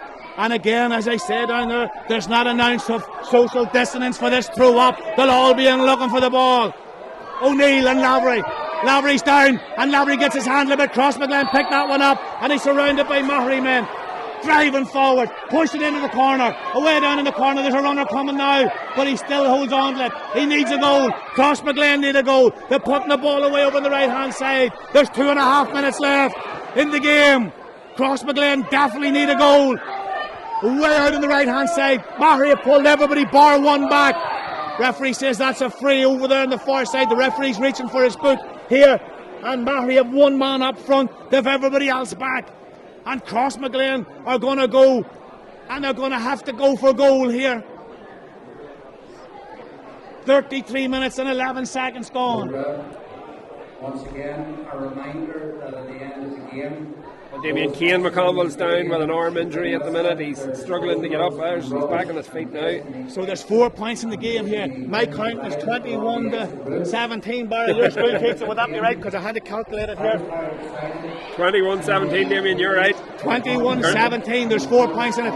Crossmaglen definitely need a goal here. And it's a red card, Damien, for 18. So a red card for the Maghery man. Stephen Fox. Well, A chance here, the ball is in over the top here, and it's picked out of the crossbar by the big man himself. And the oldest player, well, he might be the oldest player on the team, but the ball is up in the air. Crossmaglen catch that free ball. out. Damien, a third man tackle in the middle of that. Crossmaglen man ready to catch it, and a third man tackle right in front of the referee. 18. Stephen Fox. Granny Fox wouldn't be happy with that one. The ball comes down here, and Crossmaglen, well, there's 40 seconds left. There's 4 points in it. Crossmaglen need a goal. They need a goal. They're going to throw everybody at this here attack, and they're going forward, and they're being pulled. And could that be a black card for the fearless man? He's already booked.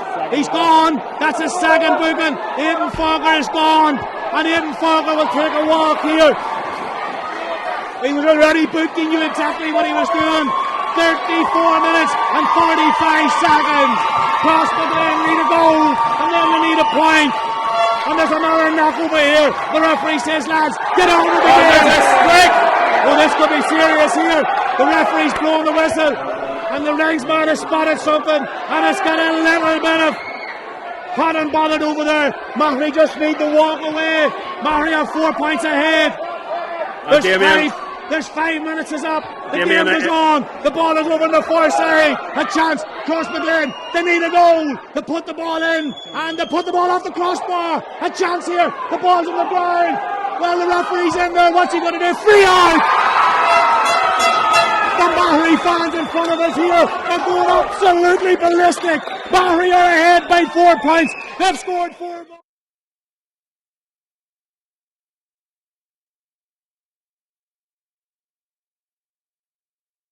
They're going to be the county champions, and the game is over. Maghery win the game, 4-9 to 17 points. 4-9 to 17.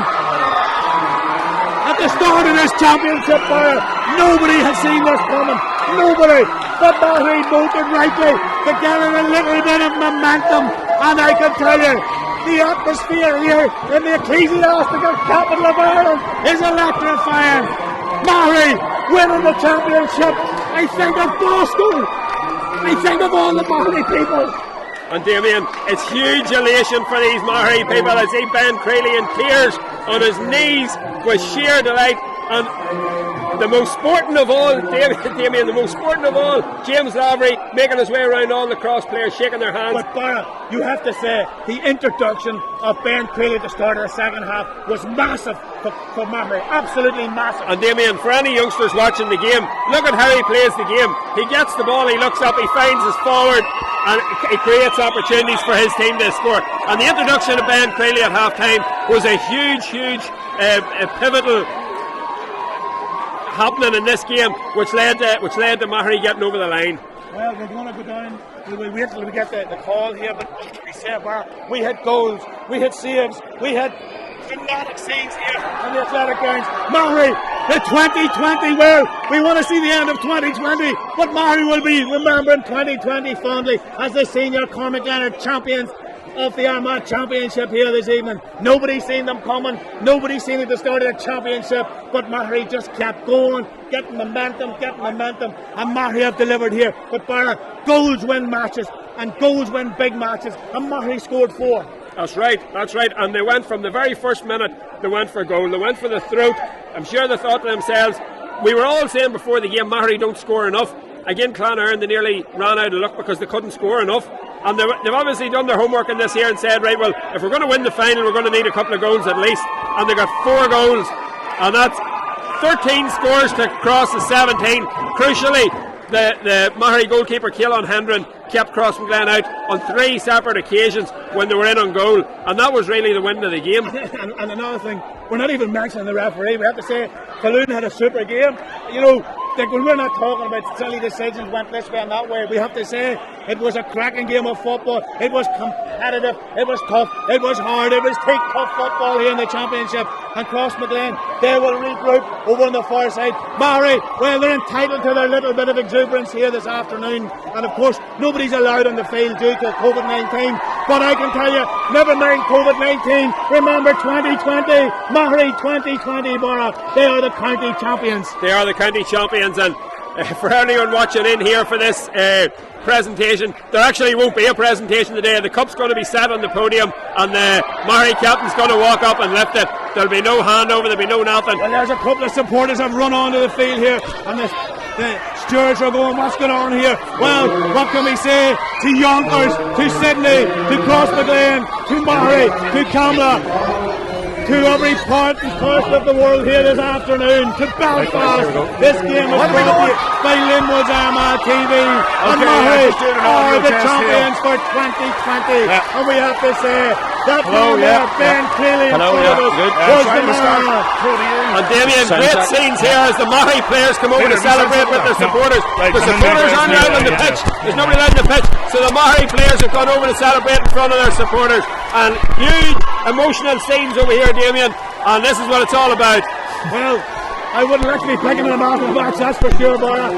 I can tell you. So we now wait for the presentation. The men from the top left-hand corner of County Armagh. Any further you would be in Loughnane or County Tyrone. But here, they're down in the ecclesiastical capital of Ireland, and they're the county champions 2020. The men from Maghery lift the Crossmaglen sponsored championship here this evening. And we have to say, Crossmaglen died with the boots on here, Bora, which we would expect them to do. Listen, you know what you're going to get with Crossmaglen every time they go out to play. They play direct, committed style of football, and they did from the first whistle to the last. They attacked, and no other way. But James Morgan, who's used to playing in full back, playing in a half-back position and attacking, he found himself in on goal. And, you know, they created enough chances to go and win the game. They kicked too many wides. They created goal chances that they kicked straight at the goalkeeper. The goalkeeper pulled off good saves, and that was just the difference between it. They both created the same amount of. Crossmaglen had 32 shots. Working now, Paul. BMAC analysis beside me here. Crossmaglen created 32 shots to Maghery's 24. Scores from play, Maghery across 11. So Crossmaglen scored 17 times out of 32. And where's that crucial? Yeah, so the productivity. 4.4 for Maghery, 3.3 for Cross. So now we're going to go for the presentation.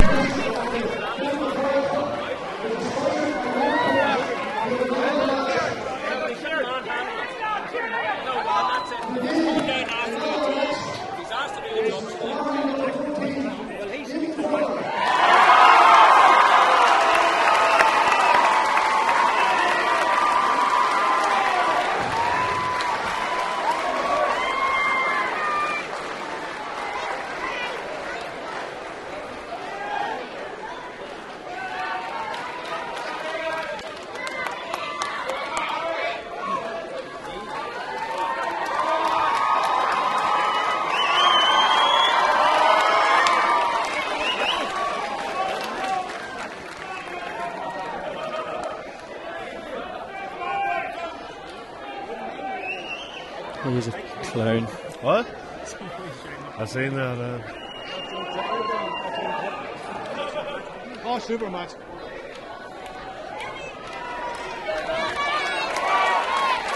Done, Oshin.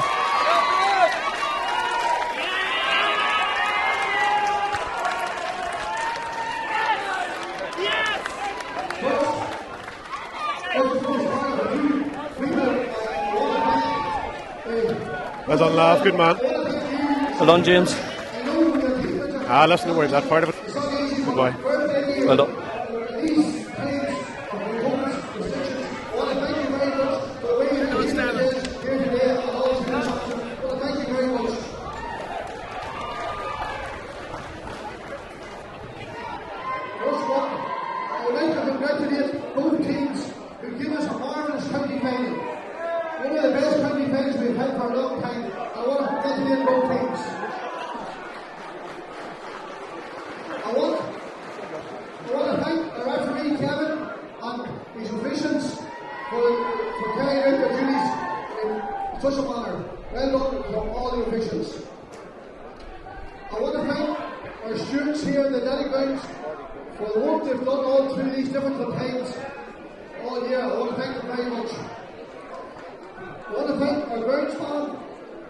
Known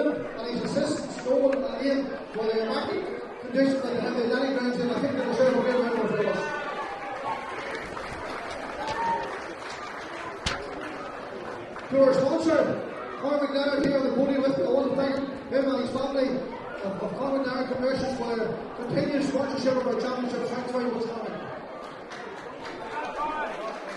I want to thank our CCC who have done tremendous work all through the year to get us here today. We started off back in July. It was hard to know where we were going to end up, but thankfully we made it here today. And what a day it has been, a Hurling County final. To Crossmaglen, you have been marvellous champions, great ambassadors for this county all over the years, and today you certainly didn't give up your crown without a fight. And I have no doubt that Crossmaglen will be back here in the very near future. So well done, Cross, and keep your heads up.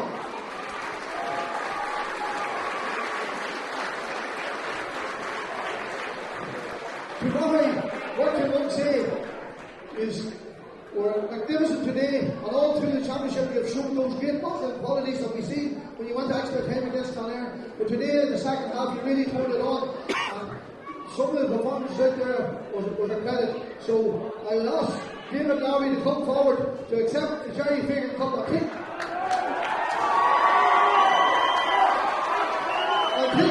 back to a not sure for the second time. Well done.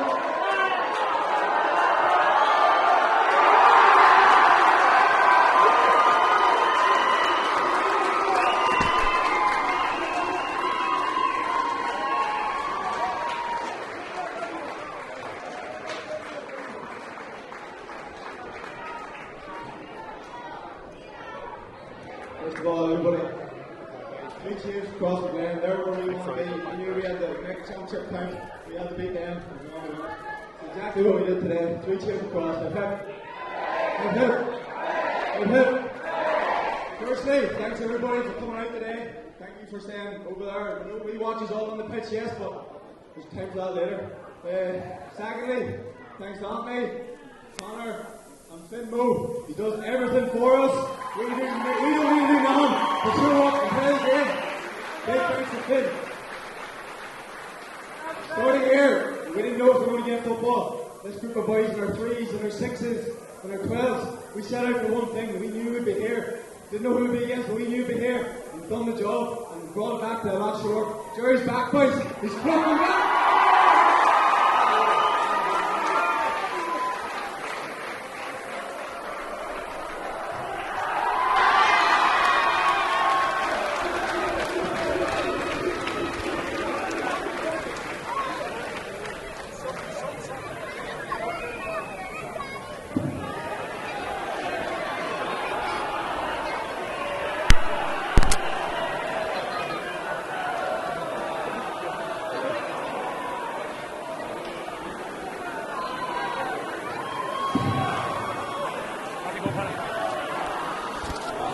Okay, folks, so we're delighted to be back here after an absolutely enthralling game of football. And look, we'll start. We'll talk about the games as the wonderful scenes behind us, and you can hear the excitement and the joy, and it's just fantastic to think that we've had a day like this when it didn't look like we would a couple of months ago. And Brandon, you know, you've been involved. I'm sure this brings back fond memories of 2009 and your championship victory over Armagh-gaa, and you know, just reflecting on that, you know, give us an impression of what the manager and the community and the players and Maghery are likely to be feeling just at the minute. Well, listen, it's priceless. You know, at the end of the day, every team that started in the championship set out to win it. Maghery had obviously very realistic ambitions of doing that, and they've managed to fulfil their destiny today. I think, Paddy, more than probably any other year, though, this year that we'll remember, I suppose, as the COVID champions, but you know, this was a year when the county players were all available without having played county football before. You can see there, you know, Aidan Cork are picking up man of the match, and the tremendous goal he had and the great influence in the second half. And these players give everything they had for the club up to this point. Now, the county training can resume again tomorrow, and that's another story. But, you know, every club had their county players, and the county players fresh giving 100% through their club for probably the first time in living memory. And, you know, you see now the importance of the club to every single player on that Maghery team. You know, it's priceless. Absolutely. And just in terms of the game, Peter, you know, similar story at full time than it was at half time. The goals made the difference. You know, Maghery won this.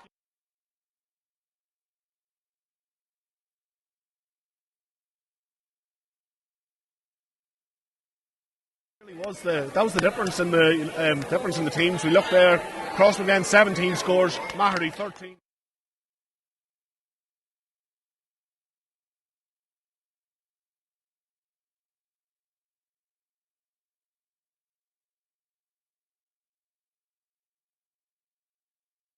Homework done.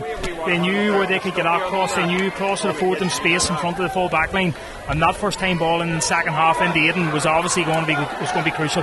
Yeah, I mean that goal that Aidan Faulkner scored in the second half was Aidan, wasn't it? Sorry, that was one of the finest goals we've seen in the athletic grounds in many years. Yeah, I just said to the boys when it happened, when he takes the ball in initially, he still has so much work to do.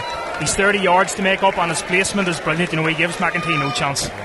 And Rory, we talked at half time about Ronan Lappin and would Maghery try to get the ball into McGean, would that have an impact? And look, they only did it on a small number of occasions, but when it worked in style with that fourth goal. Yeah, well, they got maximum value for it. One of the balls went in, he won a free and they got a score from it, and then the next ball that went in was flicked into the net. So you could say it's a tactic that worked well, so Finmo will be happy out with that one. Yeah, and will be a bonus point for any of our panel who can try and name this music that's playing. I personally don't have a clue, but as Vicky Savage is looking, the chairman's looking to join us there. But anyway, in terms of Rory, you mentioned when we were talking during the game of how that was targeted as Aidan Faulkner comes over and gets the congratulations, well deserved. But Maghery really targeted that Crossmaglen kick out in the second half. Ben Creeley came on, he was crucially involved, he played the ball in for the third goal, and that was really the winner of the game, and the fact that Maghery were able to get that 8-point lead established, or 8-point turnaround in that third quarter. Yeah, it was the big influence again of the press and the kickouts, where we saw like Cross in the first half press Maghery press Cross and had joy with that bit of momentum in the third quarter, point after point. Built their lead up, and then once they got that goal, it gave them the cushion that something to defend in, and they were able to see it out from there. Seeing Ben Creeley there, and he really made some impact, and I'm sure the work that he would have had to do, Rory, to get back to fitnessly ready for the day, and I'm sure it's all worth it now. Yeah, it's great to see. Ben's obviously been involved with Armagh, and I knew he had broken his collarbone, and delighted to see him back out in the pitch today again, and he had a massive impact. He was probably the turning point there in terms of that pressure coming from on the cross kickouts at the start of the second half. And I suppose, Peter, just maybe think of the manager. I know it's something you know really well from the Old Tones Club, Finian, and young manager in his second season with Maghery, and this is some achievement for him. It is, but as Brand touched on, Creeley and Holly Finian, they know his role in the students in the game. They know his attention to detail is second to London. Mopping lads brought into that from the very beginning. So it's not a surprise he had his homework well done today, and Maghery are the benefactors of that.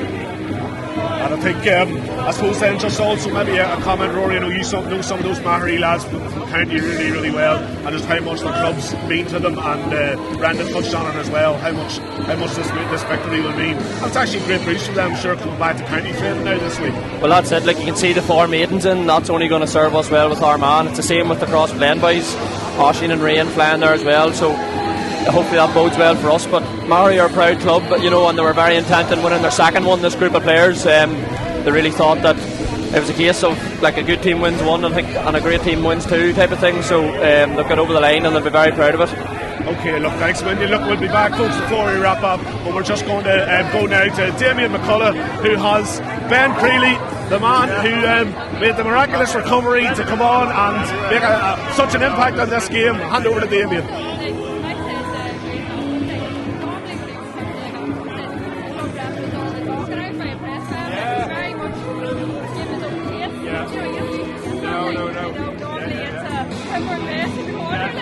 As I said to you, we contacted him then after, and the young fella said, what do you do? Nothing. But they can only issue hamstring injury along with his collarbone as well. 7.5 weeks post surgery. Trained there tonight. Threw my name in the hat for this afternoon, and lucky enough I got a chance. Got a half out of it, so happy. You have to be delighted with your contribution. A hamstring and a sore shoulder, but the men from Maghery made it tighter stuff there. What an introduction, and everybody is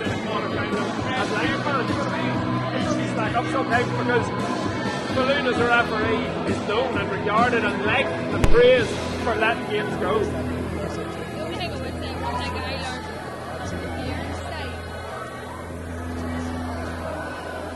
Listen, Ben, at the start of the week, did you actually think that you were going to be playing here today at any time, any part of the game? I had it in the back of my head, maybe come on for 5 minutes, but I never envisaged that I'd be playing a full half of football. Like I have to go back now and do a rehab at some stage. I have another month of recovery to do in my collarbone, so I'm just happy enough to get on the pitch. Ben, I'll let you know a second. I broke a collarbone way back 100 years ago. They get better and they get harder, so you'll be okay for that. I have to say, your introduction from Maghery was immense. Your contribution was fantastic. And for a man who wasn't supposed to be playing this week, even on Thursday night, to come in to play a full second half against all that there was phenomenal. And here comes your midfield partner, the young to the very, very not so young, James Lavery. James, what can we say? It was a fantastic game. No, listen, it's great. One thing is, I have never been glad to see Ben really before in my life at half time. Slagging a few weeks ago said that if we win this championship without you, you'll never live it down. I think that sort of gave him a wee bit of a boost. Come on half time. He had such an impact around the middle, took pressure and everything off us all. It was absolutely outstanding. James, you've been at this for a long, long time. This guy beside us is relatively new to all this, but your second championship, does this feel as much as the first one? The first one was brilliant. See the back it up, number 2, especially with all due respect, beating Cross in the final. 2016 we didn't get the opportunity to come across them. This year we did, up on the sword. To be honest, listen here, it's a sweeter thing. David come in here, and you know, when I'm talking to you, Matty, man, I think the great Bosco, who decided to bring him here this evening, he was here the last time he's done it, and I'm sure the spirit is with his here this afternoon. He's a epitome of the club. He's always been in every game. Bosco's in everybody's lips before the game, in everybody's thoughts. A couple will be at his grave tonight, along with a few other hardcore Maghery fans. Tell me this, lads, at the start of this campaign, when you rode in, the clean knockout, what is the knockout championship? James, you played in this before, you played in before too. I think it's far better than the round robin from a total neutral point of view. Looking at it, it's because you have to give it your all on that day. I think, listen, I'm going to back you up what you said there. I think that round robin stuff's nonsense, to be honest. I don't know what it is, maybe just to get an extra few pounds, I don't know, maybe that's the main thing, but listen, this is what you play Gaelic football for. It's championship football, knockout football. Jerry Fagan. Lads, at the very start coming into this, did Maghery envisage being here on final day, truthfully? Yes, it's the first meeting of the year, we're on championship. And of course Finn Moe, the Wolf Cones man, coming through for you here this evening. It has been a fantastic, this has been one of the best finals we've seen, but I suppose games to be won needs big goals, and you got 4 of them. The goal that Fox got near the end of the first half was so crucial, and he put the afterburners and came in along the sideline and put the ball in the back of that. That was a huge score for us. Listen, the same. Is that there? Cross do, with a good team they are, they do have a few weaknesses. And we've seen that we could get goals against them. We're going to need more than one, more than 2 possibly. And with our full forward line, like we said, no, they're not doing it. Pace, power, height, not full forward line. Paul says we can start. The McShane don't leave any. But lads, you know, I'm from the old school of Gaelic football. I love to see the high ball coming in, dropping down, and then one come in, and the ball was punched to the back of the net. And I can tell you, I jumped 2 foot there, sitting over the bed, was fantastic. And James, you know what I'm talking about here? Those are things of beauty. You know, people can talk about all the lovely things about Gaelic football, but the big ball coming in, dropping down, and somebody getting a hand up and putting the ball to the back of the net, there's nothing like it.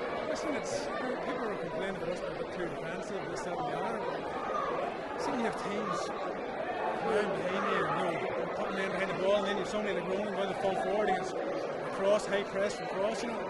That's what we want to answer for. Put the ball in, see what happens. We want teams to play against us. It's as simple as that.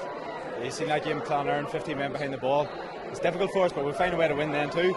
But when a team comes out to play against us, that's what we want. Well, lads, listen, head to the graves with the. We're going to head to the graves. head to the graves with the championship tonight and enjoy it. And Stephen Farker, your granny was watching that, Nanny Fox was watching that this evening there, and I can tell you there was that many Farkers on there and Foxes on there this evening. I don't know if there's anybody left in Maghery at all. No, look, delighted. Granny, how are you? And Granny Farker as well, and everybody else at home. No, we're delighted. Cousins, there's loads of ones there, and we're just delighted to go to the line. Everybody's buzzing with it. Stephen, that was a super game of football. Cross put you to the pin of your collar, and you needed goals to win the games, and you come back with 4 goals. Could you envisage 4 goals at the start of this game? To be honest, I don't know who scored the goals. That that boost. That I don't know who scored the goals. Well, your brother got one. We brought it. We scored 4 goals. Look, I said there's 5 different scenarios. You can think of them all. Whatever way the game goes, we're just going to hang on in there and do what we can. That's what we did. And to be honest, I was that close. I couldn't even do the miles there to see how many points we were up. But look, we won in the end. And that's the main thing, Listen, congratulations, well done. Go back to North Armagh. Go back to the top left-hand corner to Darrywarra, the island of Darrywarra with the cup this evening, and enjoy the celebrations. We will. Socially distanced, of course, Absolutely. So there we go. I think we're not sure if we've got anybody else here to talk to, so I'll hand it back to Paddy Savage here.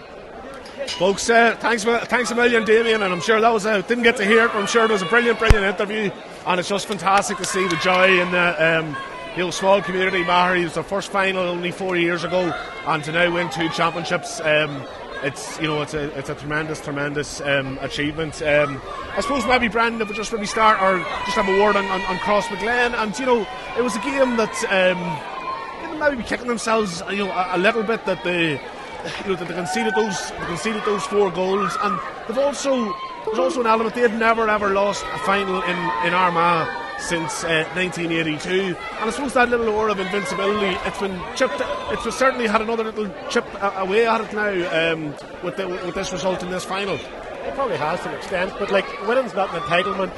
Maghery's victory here has been a long time in the making. While they won 4 years ago, they were contenders for a long time before that. And Crossmaglen, listen, they'll go away and dust themselves down, and they'll come back. They're going to be competitors here for many, many years. And anybody who wants to win the championship is going to have to beat Crossmaglen going forward. Absolutely. And I suppose, in terms of the way that game went, look, the story of the game in the second half will be the goals, Peter.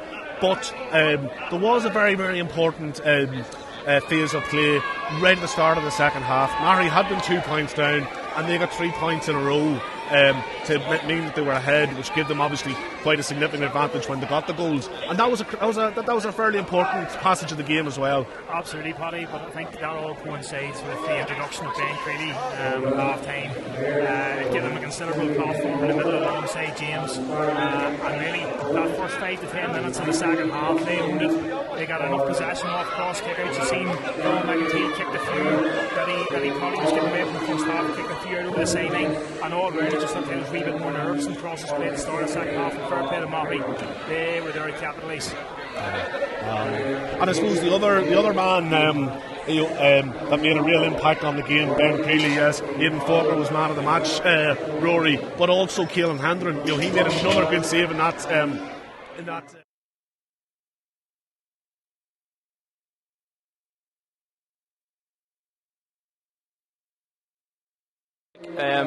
I think Maghery took all their goal chances out of the 4 they got and scored 4, whereas Cross maybe had 3 or 4 chances and didn't get any from it. So again, like you say, he made an outstanding save in the first half. He was at full stretch, and then he just made himself big for a couple, and they were sort of game changing moments, so he'd be happy with that.